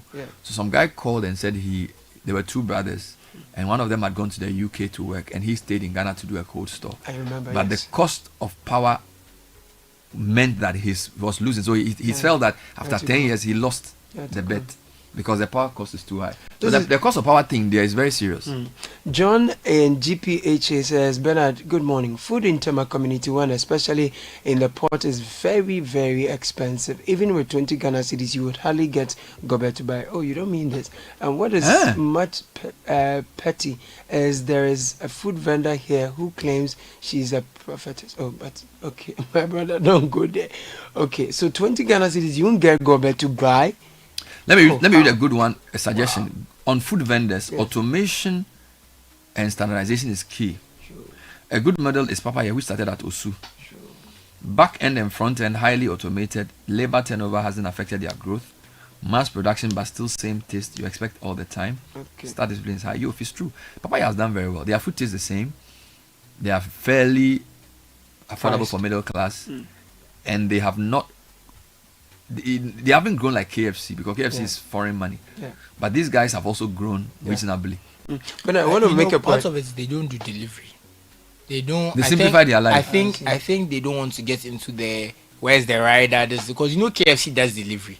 But KFC, a lot of people actually go there too. Yeah, and I'm saying it also does delivery. So at a point, there were some days you are here, you don't know what to do. The KFC are circle. But Papaya is a very good business to use the standardization and the blend of automation and high labor. Because I used to buy Papaya a bit more during my national service, and so I used to drive to Odome. It wasn't too far. And there's even one here now. Yeah, I used to drive to Papaya, but KFC I do it on my phone, both food, and they bring it. So some days Papaya prefers you to come there. And get because you have to go there. So I'm just giving an example here. When I wanted to get Papaya, it'd be like, you are doing this, you are doing that, because how much time can I? What if there's traffic when I'm going on my way back? You know that kind of the Papaya story. KFC. Stay with the Papaya story. See, KFC is a global brand. It's franchised, so people have big business. They advertise a lot. Papaya doesn't do that many adverts, but their food is actually also very good. Oh yeah. So and for me, what can we learn from the Papaya experience for Ghanaian business? Okay, they've succeeded in spite of government, not because of government. Because I don't think any government has helped them. They've just been doing their work. They've even opened a kind of event center around Ebri, that area as well. Yes. It's a big one. It's a good testimony of a Ghanaian business that we should emulate. Bernard, viewers on YouTube have sent some messages. Elam Kofi says, good morning, Bernard. I'm a constant user or a frequent user of Momo Loan, and it has really helped me a lot. I take over 9,000 loan every month from Momo, and I pay on time. I have a poultry business, and the Momo loan has been one of my major finance sources. Okay, Bright. So he uses Momo loan for his poultry financing. Yeah, 9,000 every month. I like to talk to him because I didn't know that Momo loan can even support business. I thought usually people took the loan for take of emergency, masking catch me kind of thing. Wow, for a business. Yeah, poultry. So, yeah. Bright Kwao says that Bernard, the average Ghanaian businessman focuses more on maximizing profits than the turnover. Okay, more messages. Bernard, the Philippines house helps is very true. Come on, guys. How many? I'm telling you. You are not telling me. Okay, fine. If you know, take it, it's fine. This must be very bad in the Philippines. It's one or two. Charlie, it's one or two people. Sir. No, the point is that there are opportunities here, but our bad attitude is such that people are going for others instead of using us. That's the bottom line. And the mindset is poor. To go and hire Filipino house help. How can I order food at 8:30? I drive in traffic, get to you, and then you tell me, oh, did you make an order? This one will turn and look at this one. Then the one who actually took the order will come and say, meanwhile, that's going to take another 35 minutes. Why are we like that? The attitude is poor. Is it the home? Is it the school? I don't know. Why is the average Ghanaian customer service person so lousy? If you make Ghanaian and the customer service is great. I didn't even want to bring it up when we were talking about the business, but that I feel like it kills more businesses than anything. Than finance. It's terrible. And I actually think that if owners of companies knew how badly their salespeople represented them, they'll suck half of them. But you know, Bernard, sometimes the owners themselves are that way, especially when you buy some of these Instagram things where the owner is doing sometimes the owners are just as bad. I'll tell you something. Yeah. There was a day I wanted to buy shoes online. Somebody sent me a link on Instagram. Charlie, the lady was very polite. I see. She was Nigerian. So that day, I'll never forget that day. I was going to say she knew you. No, she didn't know. Until the Nigerian came in. So there was a day. I wanted to buy a shoe, and then I made an order, and somehow the person who was supposed to call didn't call back. Yeah. So I was a bit upset. Yeah. So I WhatsApped the number, and then the CEO or some woman called me, and she apologized. Yeah. And then she said, then she would send me like 4 different. I'll buy a shoe for my son. She said she would send me about 4 different pairs, and I should choose. Like, I was surprised, and she didn't know who I was because I didn't tell them who I was, and I was surprised that the way she was. But she's the owner of the company. The person was supposed to do the work. Somebody at the back end failed. But the things we will not do here, when we go outside, we do it with glee. I say that the entitlement attitude of the Ghanaian when they go to work is very poor. You see, I've been an advocate of good pay and everything, but on the same wavelength, I think that honestly, we need to look in the mirror and reflect on the quality of service we deliver to each other. See, when I go to spaces, I'm coming to give you money. Like, it's not like you're doing my favor. Wrong, eh? Like, it's so poor. And you know, when people are treating you nice, then you begin to feel bad. You're being like maybe they know you, or they're expecting something else. You are so used to bad treatment. Like when they are treating you well, they know you, or they're expecting some extra something. And sometimes, why? A lot of people who work in companies, they do this thing. And my dad always complains about it, especially when you're buying things. So my dad is all about, he wants his warranty in case something goes wrong. Yeah. But you can go to some place, you're buying a TV. The guy will say, oh, come, I'll give you employee discount. So let's say the employee discount is 10%. You paid 95%. So it's like you keep the difference. I don't know how to explain. So you keep the 5%. Yeah. You paid 90%. And they have it. They are trying to make money. And he says, okay, if we do this, where's my warranty? The thing goes then bad. they'll start looking at my dad's feel like, What's his warranty? Where's warranty? And but seriously, these are elementary things. But the fact that your workers are all trying to do business and eat from your, I think the point is called business culture, and the business culture is from the way we think in our normal human relations. And I keep saying that development is not just bricks and mortar, it's not just roads and GDP, it's also how people think, how conscientious they are, the attitude to work, attitude to time.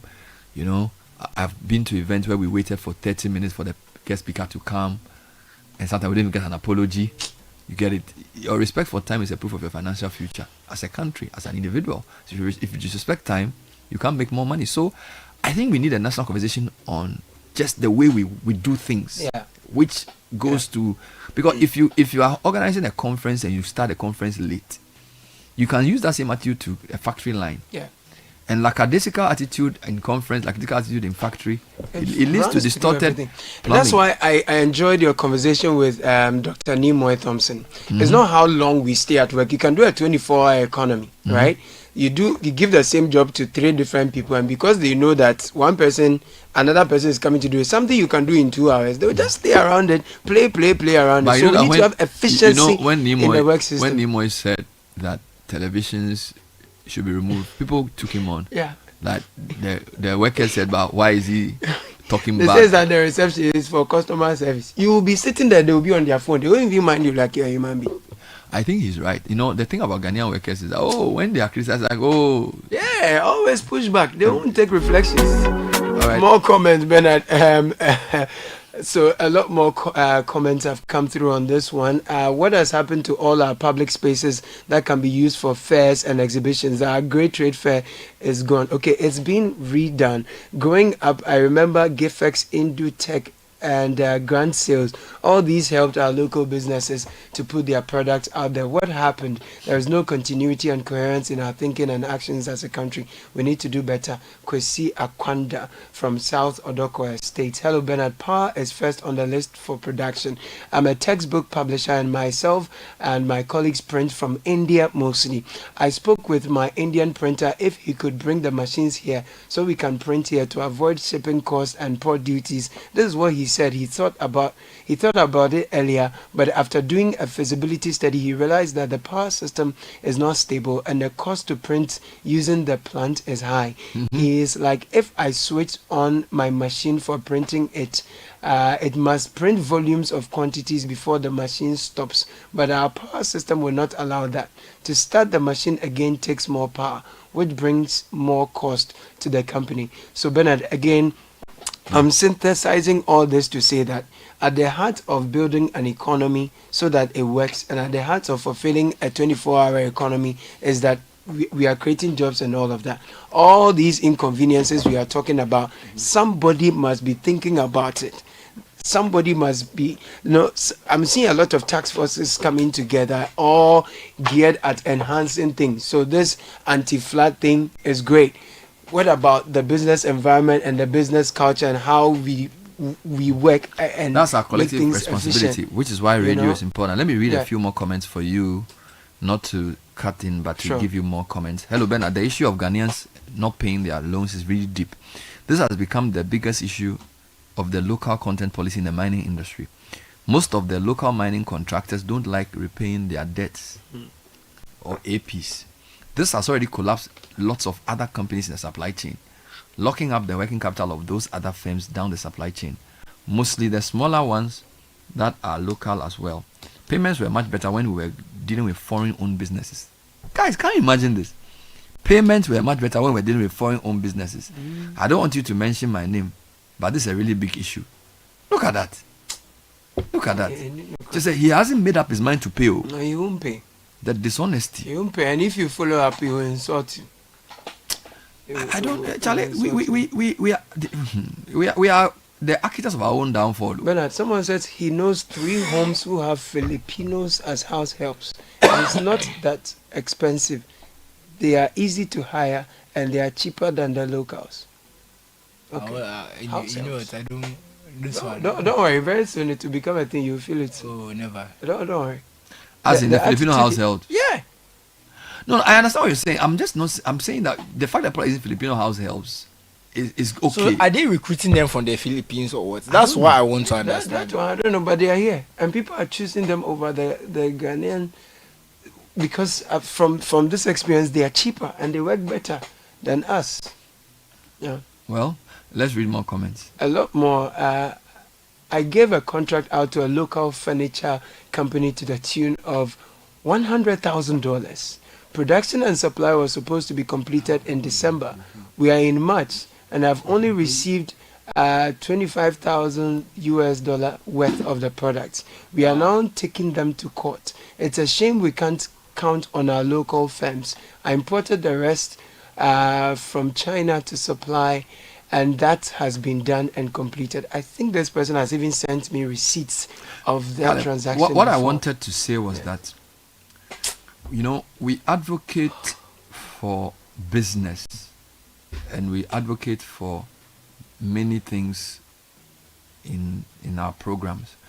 But I'm very saddened by the message about Ghanaian companies in the local content sector.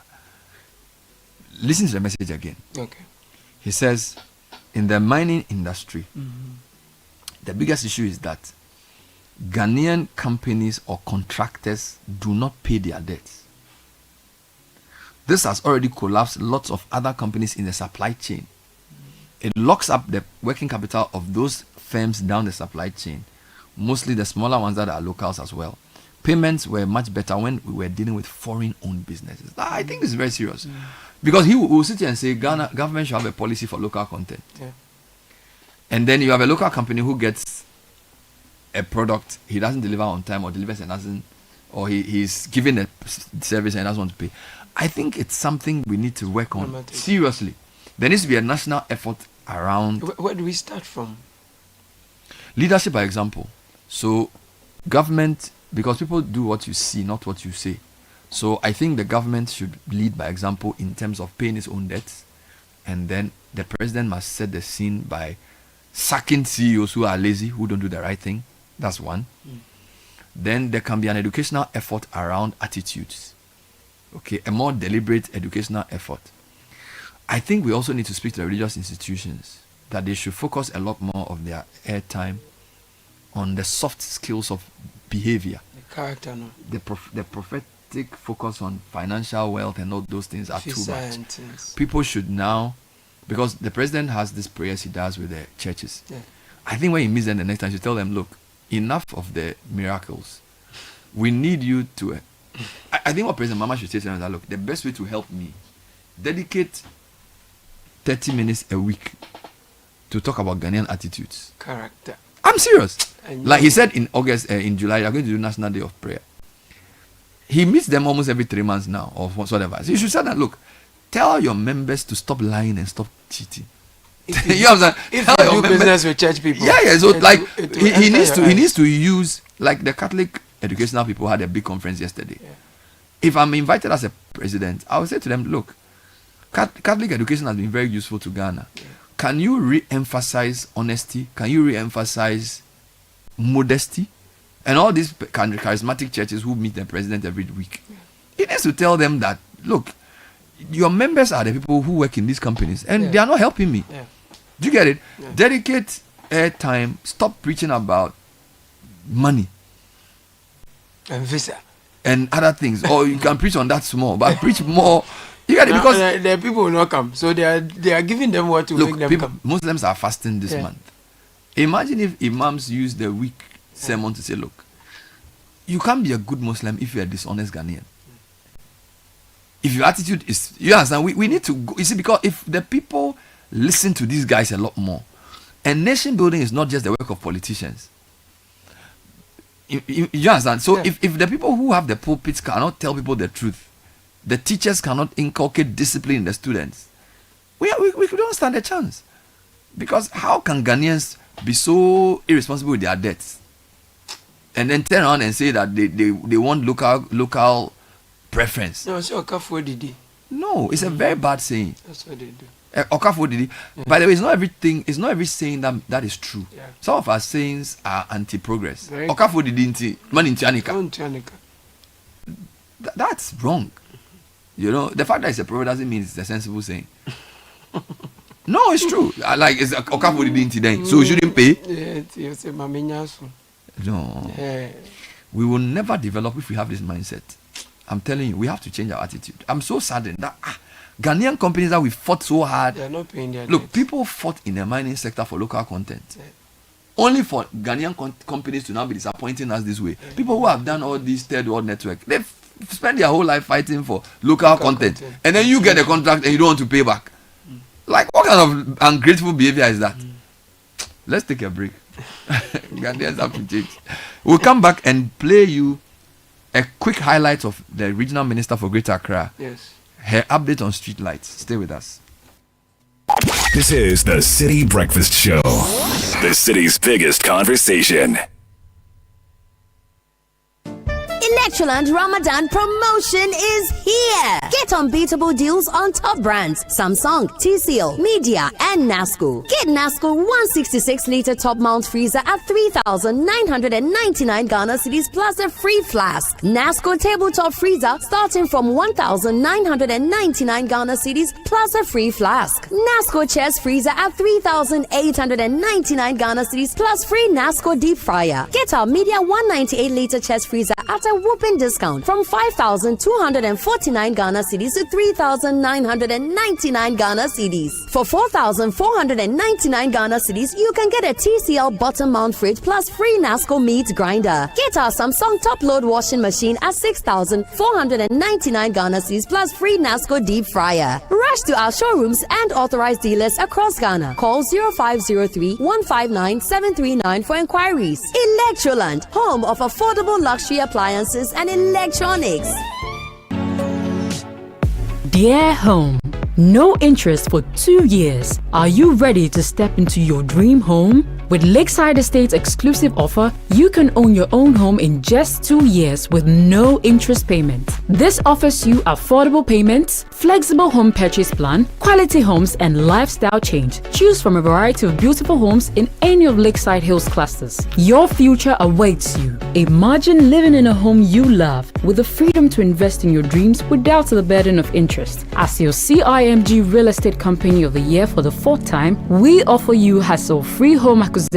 Call us today on 020-477-5043 or 020-477-5042. Don't miss out on this incredible opportunity. Call us now to learn more and schedule a tour for our available homes. T&C supplied. Make your dream a reality. Lakeside Estate. Quality homes for all. Why settle for less when you can have it all? Get the KFC Burger Deal, the ultimate combo of flavor and value for just 55 Ghana cedis. With the KFC Burger Deal, you get your choice of a Zinger or Colonel Burger paired with a refreshing drink. Head to your nearest KFC today and grab the KFC Burger Deal for just 55 Ghana cedis. Big bites, small spend. Only at KFC. Remember, this offer is only available for a limited time only. KFC is finger licking good.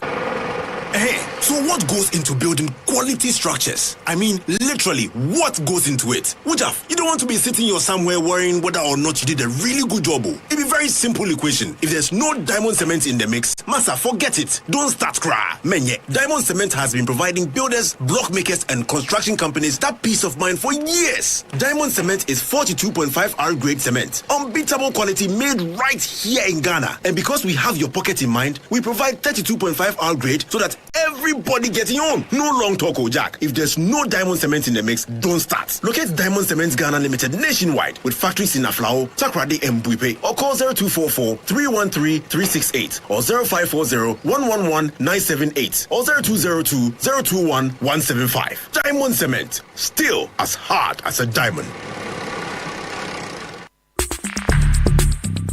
Join the conversation on the City Breakfast Show on Facebook at facebook.com/City97.3, Twitter at twitter.com/City973, and Instagram at instagram.com/City973 with the hashtag CityCBS. The City Breakfast Show. Rise above the noise.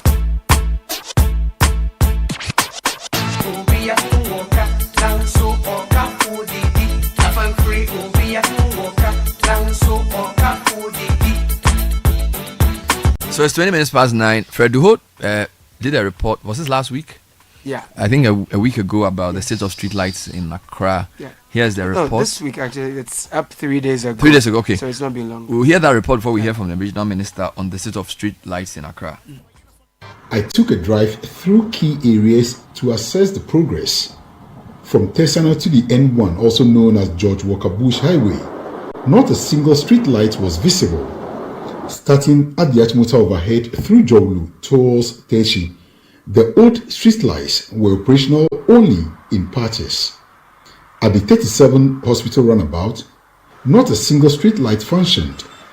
Moving from 37 through Elwak Stadium, Bema Camp, and Teshi, the roads were pitch dark. Occasionally, a lone lamp stood on a pole, swallowed by the surrounding darkness. Traffic lights at the intersections were the only guiding source for drivers. From Accra Mall through the Ghana Standard Authority to Legon, the problem persisted. A stranded driver was seen refueling his car in the middle of the road, an extremely risky situation. At least, the University of Ghana area was an exception. Its streetlights shone brightly beyond the university towards Medina. The Boteman stretch was well lit, likely benefiting from the recent road construction. On the other hand, the Accra motorway remains one of the most dangerous routes. Potholes, though fast, make for a bumpy ride. The absence of streetlights adds to the risk. Given that the road is under contract for maintenance, the lack of lighting is a serious concern. Continuing from the Accra Mall through La Paz, still on the N1, the situation remained unchanged. Beyond past to Malam Junction, where vehicles speed past, cattle roam freely. Without bright headlights of passing cars, these animals could easily cause accidents.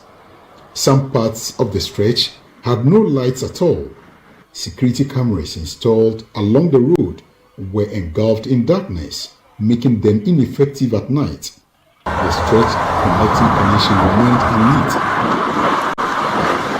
At the newly commissioned Obitibi Lamte interchange, the third tier was illuminated, but the second tier had no lights. Driving through Graphic Road to Tudu, the darkness posed a clear security concern.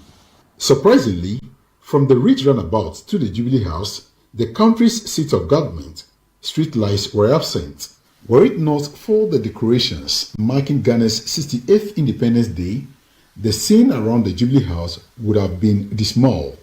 With just 50 days to fulfill the promise of fixing 70% of Accra's streetlights, the goal remains ambitious. However, if achieved, it could significantly reduce crime and prevent incidents that thrive under the cover of darkness. Most of the principal streets we've driven on indicates that the street lights are yet to be installed on these major stretches across the capital Accra. It is one thing promising and another thing delivering on your promise. The countdown is still on for the Greater Accra Regional Minister to deliver on her promise to ensure that about 70% of Accra is lit with street lights for smooth driving, and that would also go a long way to enhance security across the capital. For Channel 1 News, I am Fred Duho. So that was Fred Duho. Now, yesterday, the regional minister said she's attained 50% of the target of street lights for Accra. She spoke on Eyewitness News with Selo Madono. So I'll say so far so good. We are 50% through. We'll be having press briefing very soon to let the people know exactly the streets that we've worked on. And today, the team is around the Jubilee House working there. And so we also touch a couple of streets around. So that is exactly, but I can assure you we are 50% through, hoping that before the 50 days in office, we should occupy that 70% of the street lights. We have some challenges though, but we are trying to put things in place and make sure that 50 days in office we achieve whatever goals we want to achieve. So I'm sure that's what we can do. So I just pray that irrespective of hopefully 50 days in office, we should be done with at least 70% as promised. Well, you said you fix it, so maybe you're not talking about 70%, but that's fine. So what really in your rounds and in your engagement with the people is the challenge? Sometimes we see that new street lights are installed 2-3 weeks, maximum 1 month, and they are down again. What really is the problem? Is it that the lights they fix are inferior? What's the problem? Because was it about 2 days ago there was this attention was drawn that some people went staying there. There's this thing in the super also. There's a copper in it. That is what the people are interested. So when you fix, and then the photo cell. The photo cell that are on the street side. One photo cell goes for 150 Ghana cedis, 1.5 million. So if you should still 10 of them, you should know how much you are taking home. So that is the challenges we are facing. But with the implementation of the 24-hour economy, I believe, and the police in charge, we've informed the security as part of their rounds. When they are doing their this night patrol, they should make sure that they also check on the street light for us. And so these are some of the measures we are putting in place. Aside that, I would say that we are also taxing the assemblies. Sustainability is what we are looking up to. So we are also taxing the assemblies, all the 29 MMDAs, to make sure that any faulty street light should be fixed. Or sometimes you street light, there is not just the street light is not, but we have the capacitor that is put on it, and so they should make sure that they check all those things. We have electricians at all the assemblies. That should be their work. So we've tasked the assembly members and then the MMDAs to make sure that they fix, they repair the streets. When they are able to do this, we will not have much challenges with our street lights.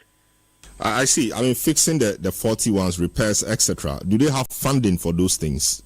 Oh, yes. Like I said, we told the assembly members to take charge. We invited the urban roads, feeder roads, roads and highways. And some of the major roads too has been contracted by prefos to make sure that they fix it, they repair and replace the street lights. And so the feeder roads, those roads, they said the assembly should take charge. In fact, when we met all the 29 district coordinators, they said they thought it's the duty of the urban roads to fix. So now that the urban roads is also saying that it's the duty of the assembly to do that, we've told them that they should make sure that when there's any with the streets out, they notice 40 streets out, they should just draw attention to task the electricians at the assembly to make sure that whatever 40 the streets like that. Upon going around and seeing the extent of the street light problem, will you say that the 50-day deadline you gave yourself was too ambitious and you want to revise it? Oh, no, I don't say I have to revise. Definitely, my dear. If I hadn't, that would be my challenge. But I know very well that we are 50% true. I don't see the need of, asking for more days. No, we are meeting our target, the 50 days in office. My dear, we should make sure that majority of the street. I'm just hoping that we'll meet our target by the 50 days in office. We'll meet our target. Very well, and that should include the Temamoto Way, which is almost always dark, in the night. Temamoto Way, because some of the roads are under construction. Those roads that the contractors intentionally took off those street lights. So all the but Temamoto Way has for a very long time not had street lights. So it's not. I don't know where you are, but the places that are completed, my dear, those roads that are completed. When you go, you see street light there. It's only those that are under construction that we are here to fix. Because when we invited the roads, they told us point blankly that the roads that are under construction, they intentionally remove the lights so that after they are done with the roads, they will refix it back. So these are some of the things we should let the public, educate the public on it. Very well. So how about sanitation? Driving through Medina and a few other places, we see heaps of refuse around. What's the plan for that as well? Yes, the sanitation issue, like I said, we put in measures in place. We say every last day of the month, that's the last Friday of the month, we are going to have a cleanup exercise. And last month we started with Medina. In fact, what we are doing is that we are putting a call center. We are setting up a call center that anybody that sees a heap of refuse, you should call. And then we will task the assembly to go and face. For instance, about 2 days ago, my colleague MP, the former MP, Honorable Neil Lante, called, and there's a heap of refuse around the Ayawa. So there's a road there, a small portion of road there, linking to the main road, and there's a heap of refuse there. In fact, he gave us a Google location, and then we called the assembly, and as I'm speaking to those refuse has been collected. So that is exactly what we are going to do. Any heap of, any person passing by, when you see any heap, just give us the location, and we'll tax the assembly members and the assembly to work on it. And so we've introduced the regional sanitation day. We are waiting the national sanitation day, which hopefully we are going to launch it. We are waiting for His Excellency John Dramani Mahama to launch the national sanitation day so that we can merge with the regional sanitation day and see how best we are going to solve sanitation. So we are also going to meet the service provider. So that was Linda Oklu speaking to Stella Madonu. 50% of the roads, she's saying that some of the roads are under construction and therefore those streetlights may not be on. I don't know who's counting, but there's a lot of work to be done. I'm definitely seeing more. Okay. I'll say I'm seeing more. Okay. Whether it's reached the 50%, I don't know, but I'm seeing more. Where last have time you seen I drove at night, I saw a few more on the end one than before. Okay. So like after Fiesta. Have they done a 37 area one? I don't usually pass that. That's why I said the few ones I've seen. Okay. I saw that the Pokwasi interchange was a bit brighter than the normal. last. Usually the lights have been flashing, which is Okay. very annoying. Like they blink, but now they were on the whole time. Last time I passed there. And I think if you go towards the Pokwasi interchange and you're going towards like the Awishi area, there's a bit more lights. The lights too are there on there a bit. So if you go down a bit, I don't know. So I'm seeing some are on. I don't know about. That's why I said I don't know about 50%. But the few times I've driven at night, there've been a few on here and there. Caleb, have you seen any? No, I've not done late night drives in the last couple of days. Maybe so I look forward to it. Tomorrow you can drive from Adenta to They should Kasua. share the data of the routes where the Yes. thing is happening so we can all follow. But generally, our city is still very dark and a lot more needs to be done. So 50%, it's too early to celebrate, I would say. I'll do some was Reiki today. Yes, just listeners, open your eyes a bit more for us as well, so that we know. Let's know a street where there wasn't light maybe last month or last 2 months. Your good friend Manifest is doing an album release party. So where? Yes, I'll have to check the location, but as I'm going, I'll be watching the street lights. So your good friend has released an album. I'll check. I'll be going there, so I'll be looking as I'm going at the street lights. Or maybe I'll do a set. I'll add some entries. There was a day I went to the Emporium. Okay. The boxing arena. Okay. That area, Charlie. Dark? No light. Very good. I was bad. Kolebu was like you know when you drive on the Aboso Kain extension to Kolebu and you go straight. Yes. The whole place is dark, eh? Charlie. And then I noticed black. You know, on Monday we were talking about the UPSA stretch.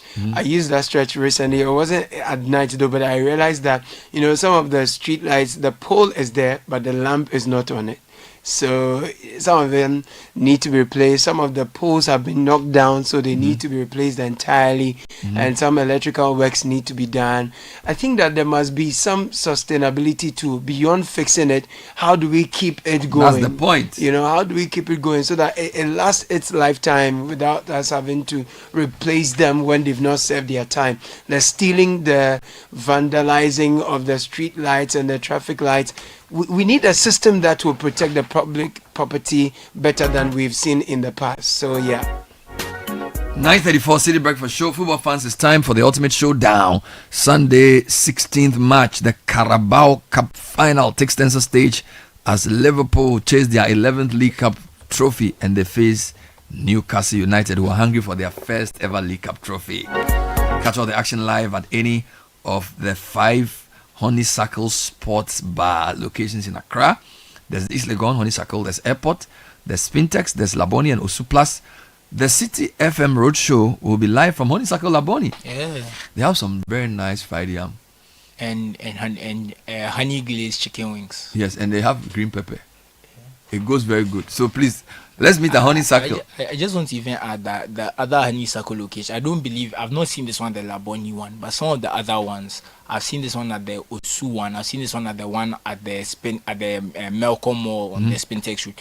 If you sit in a booth, they have a nice mini TV for you to watch. Correct. So you don't even have to look at the big screen. There's a TV for you in your booth. So very nice. You and your friends, as you are sitting there, there's a TV for you to watch. So let's meet on Sunday at any of the Honeysuckles. We will be at the Laboni one. Yeah. But the East Legon, Airport, Spintex, Laboni, Osu all are showing the game at 4 p.m.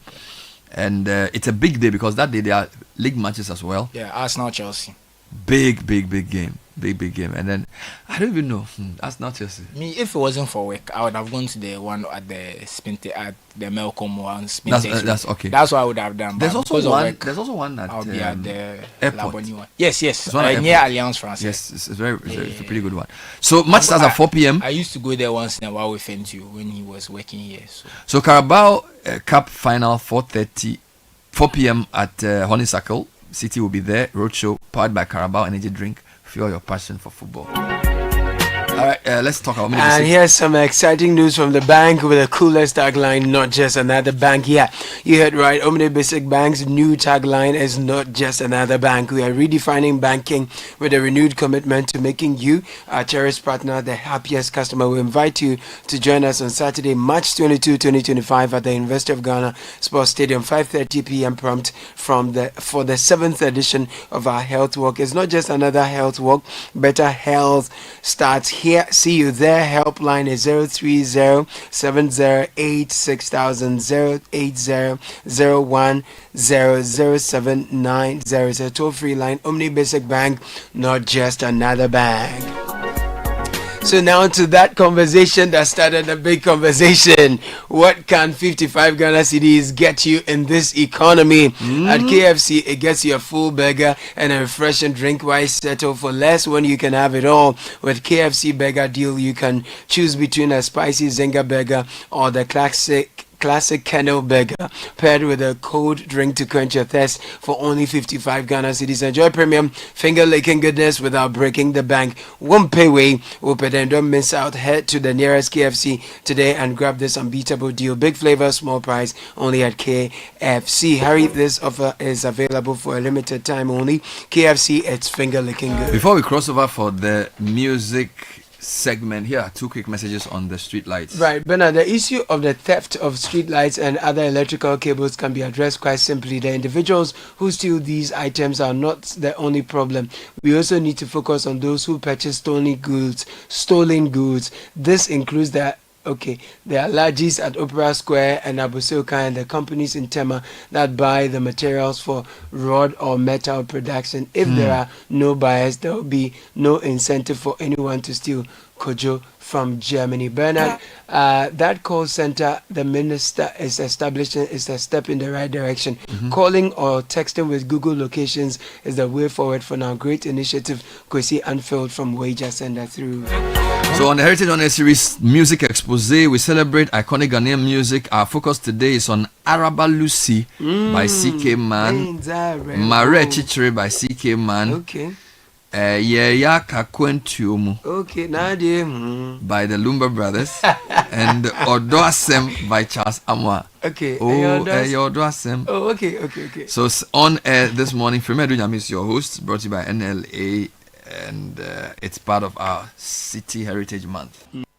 This is the City Breakfast Show, the city's biggest conversation.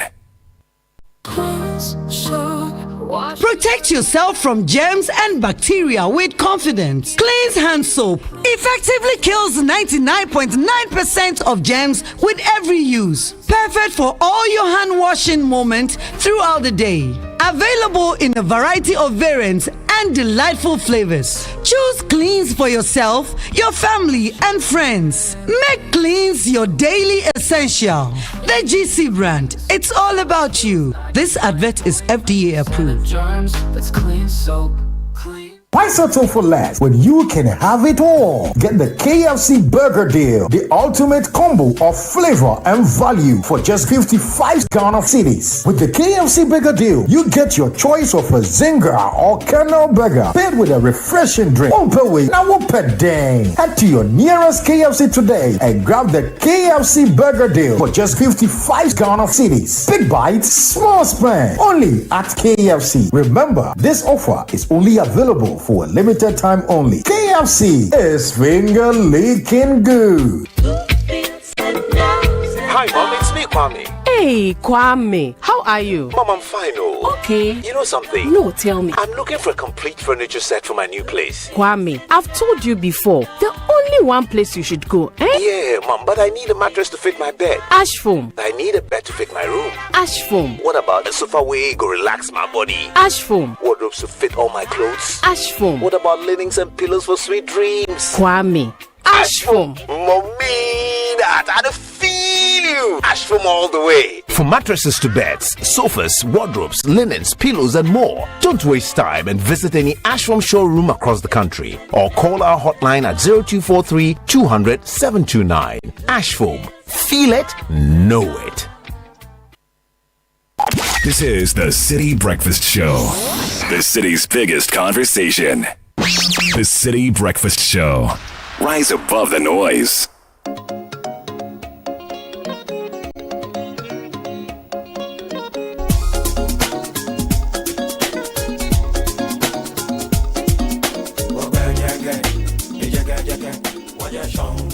Ago.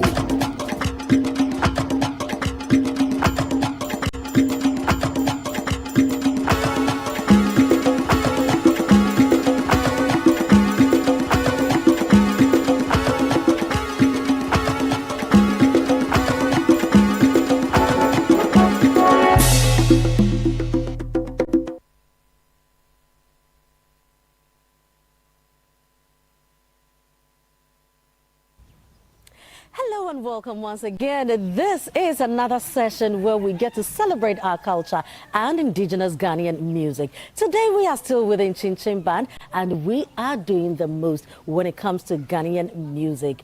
Today we are looking at some high life artists who have contributed, indeed paid their dues to make sure that we enjoy the tunes that we have now.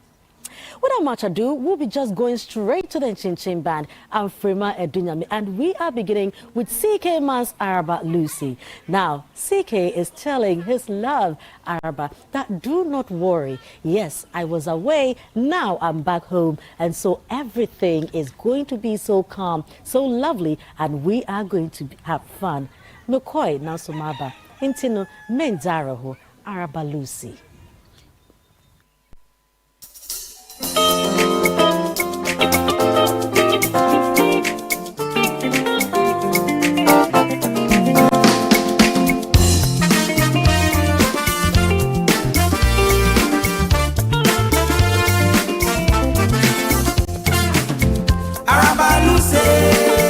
Arabaluse, Benzare, oh, Nifina, my baby. Arabaluse, Benzare, oh, Nifina, my baby. Arabalusi, Obendena, Urawi. Ode, Jesus, my baby. Arabaluse, Benzare, oh, Nifina, my baby. Arabaluse, Benzare, oh, Nifina, my baby. Araba, Obendena, for me. If me no, Araba, sorry, not several. Ebi na my baby, Betanije, no doubt. Arabaluse, mabo. My wedding gown, Araba, Bendena, for me. If a video, Araba, sorry, not several. Arabaluse, Benzare, oh, Nifina, my baby. Arabaluse, Benzare, oh, Nifina, my baby.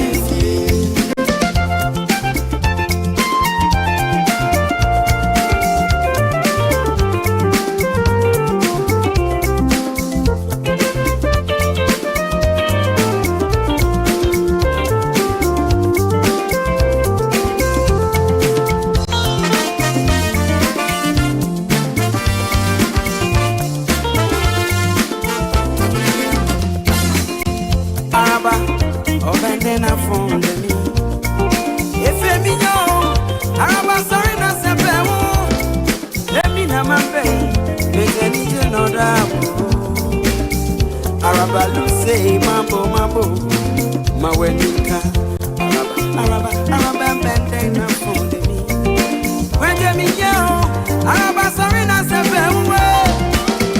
Arabaluse. Benzare, oh, Nifina, my baby. Arabaluse, Benzare, oh, Nifina, my baby. Arabaluse, Benzare, oh, Nifina, my baby. Arabaluse, Benzare, oh, Nifina, my baby.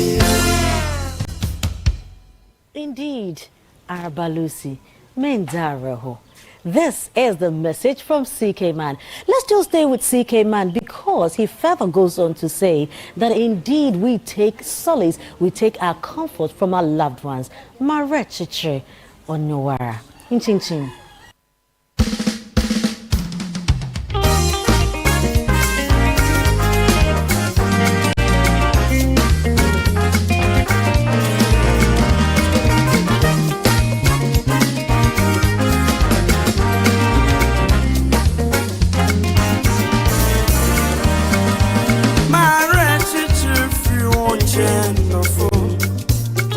Mama, I won't call my patesu, my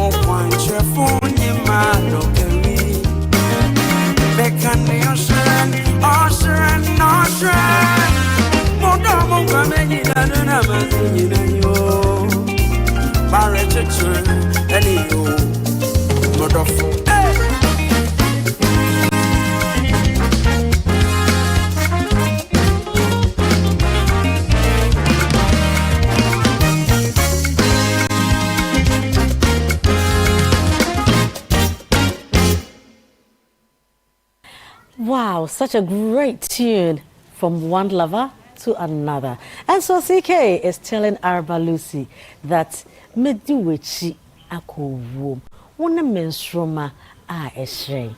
Nemom Lumba Brothers also come in to say that Yeyaka Quentium. Now this is a song that was done at the latter part of the 80s, and this was a beautiful piece between Charles Kojofosu Daddy Lumba and Ernest Nane Champon.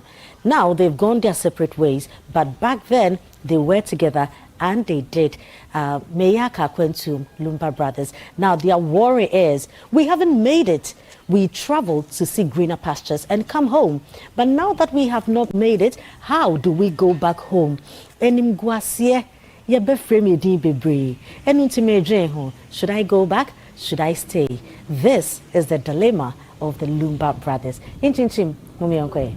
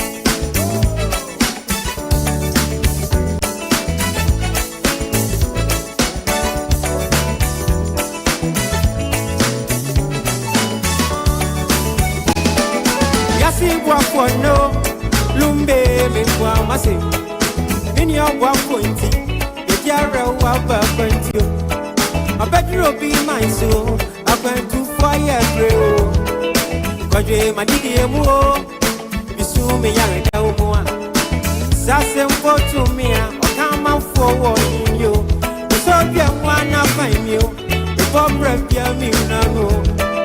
Eti mi be yeni, so you will be my soul. Oh way. Mami omususi, oya ka kwenti o. Kofi Johnson, oya ka kwenti o. Kofi Abena Lodia, oya ka kwenti o. Lodia, Dynasty, oya ka kwenti o. Dane.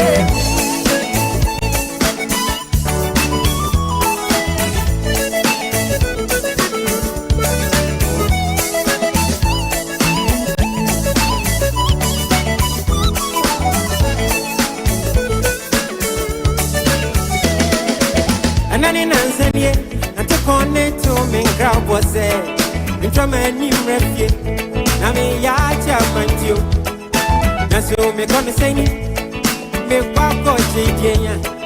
When you my engineer, I'm a mark, I went you. You come for Jenny was yet, and you was young fatal me. What dream I wouldn't be painted, and I'm a bit. And I still call you. Jackie Lumba for you. Because I say, what for you? Lydia Champo for you. Office of what to call you. Some messages to call you. Kumsing again, young for ya. I was a promo appointed so. Now, so Mamma, who you're hinting of, for I see me my winning. A bit boga pio. A bit boga grantier. Boga on you. Boga man. Boga why bro, Boga why bro. Me unko chen you mugwasie, and you mugwasie mfata mio. And so make us say me get you, cause when you share and yes ya. Obi yes you go to my, and come and go be my soul, mommy. Beauty crazy, Oyaka went to you, somewhere. My lungs, Oyaka went to you, Lanze, Jimmy Kim. Oyaka went to you, JCA. Come and jump on. Oyaka went to you, I just want to say, Oyaka went to you, Magic.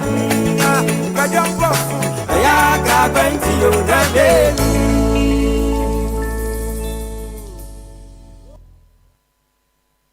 Wow, Meyaka Quentium from the Lumba Brothers. Namum, Semenya Quentium Mudia. Then let's join Charles Samoa. Because these days, my friends are worried. Indeed, the observers are worried because they think that I've changed in a way. But unim bibi, eyo dasem. Now say misuba sesa, ma mencha wase, nini ne free or dobi a menyano, obey or mameniji anopa. And you know me miame, no manko modate me anajo. This is one from Charles Amwa. Let's go.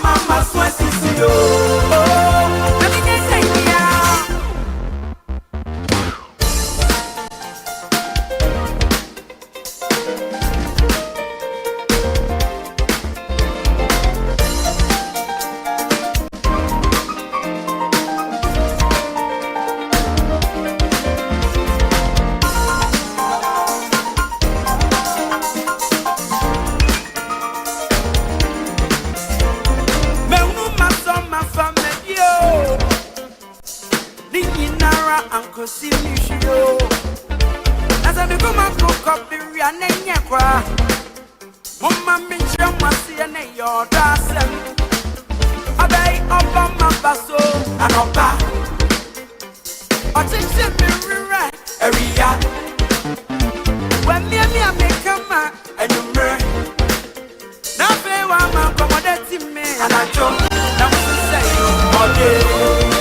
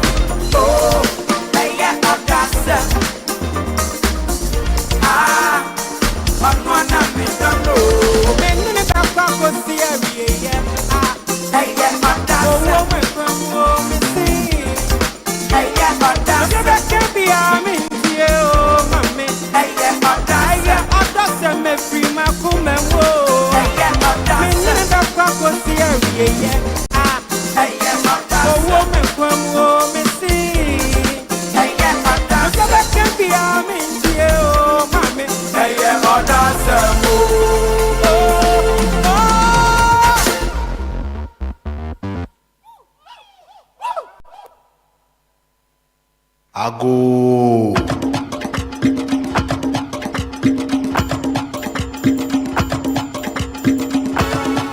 It's top of the hour. That's all we have time for. Thank you for doing the listening. My name is Caleb Kuda. Ajubi Rafiakintin joins us with the news at 10. Good morning, Ajubi. Good morning, Caleb. Hello and welcome to Citi News at 10. I am Ajubi Rafiakintin. Coming up, government is spending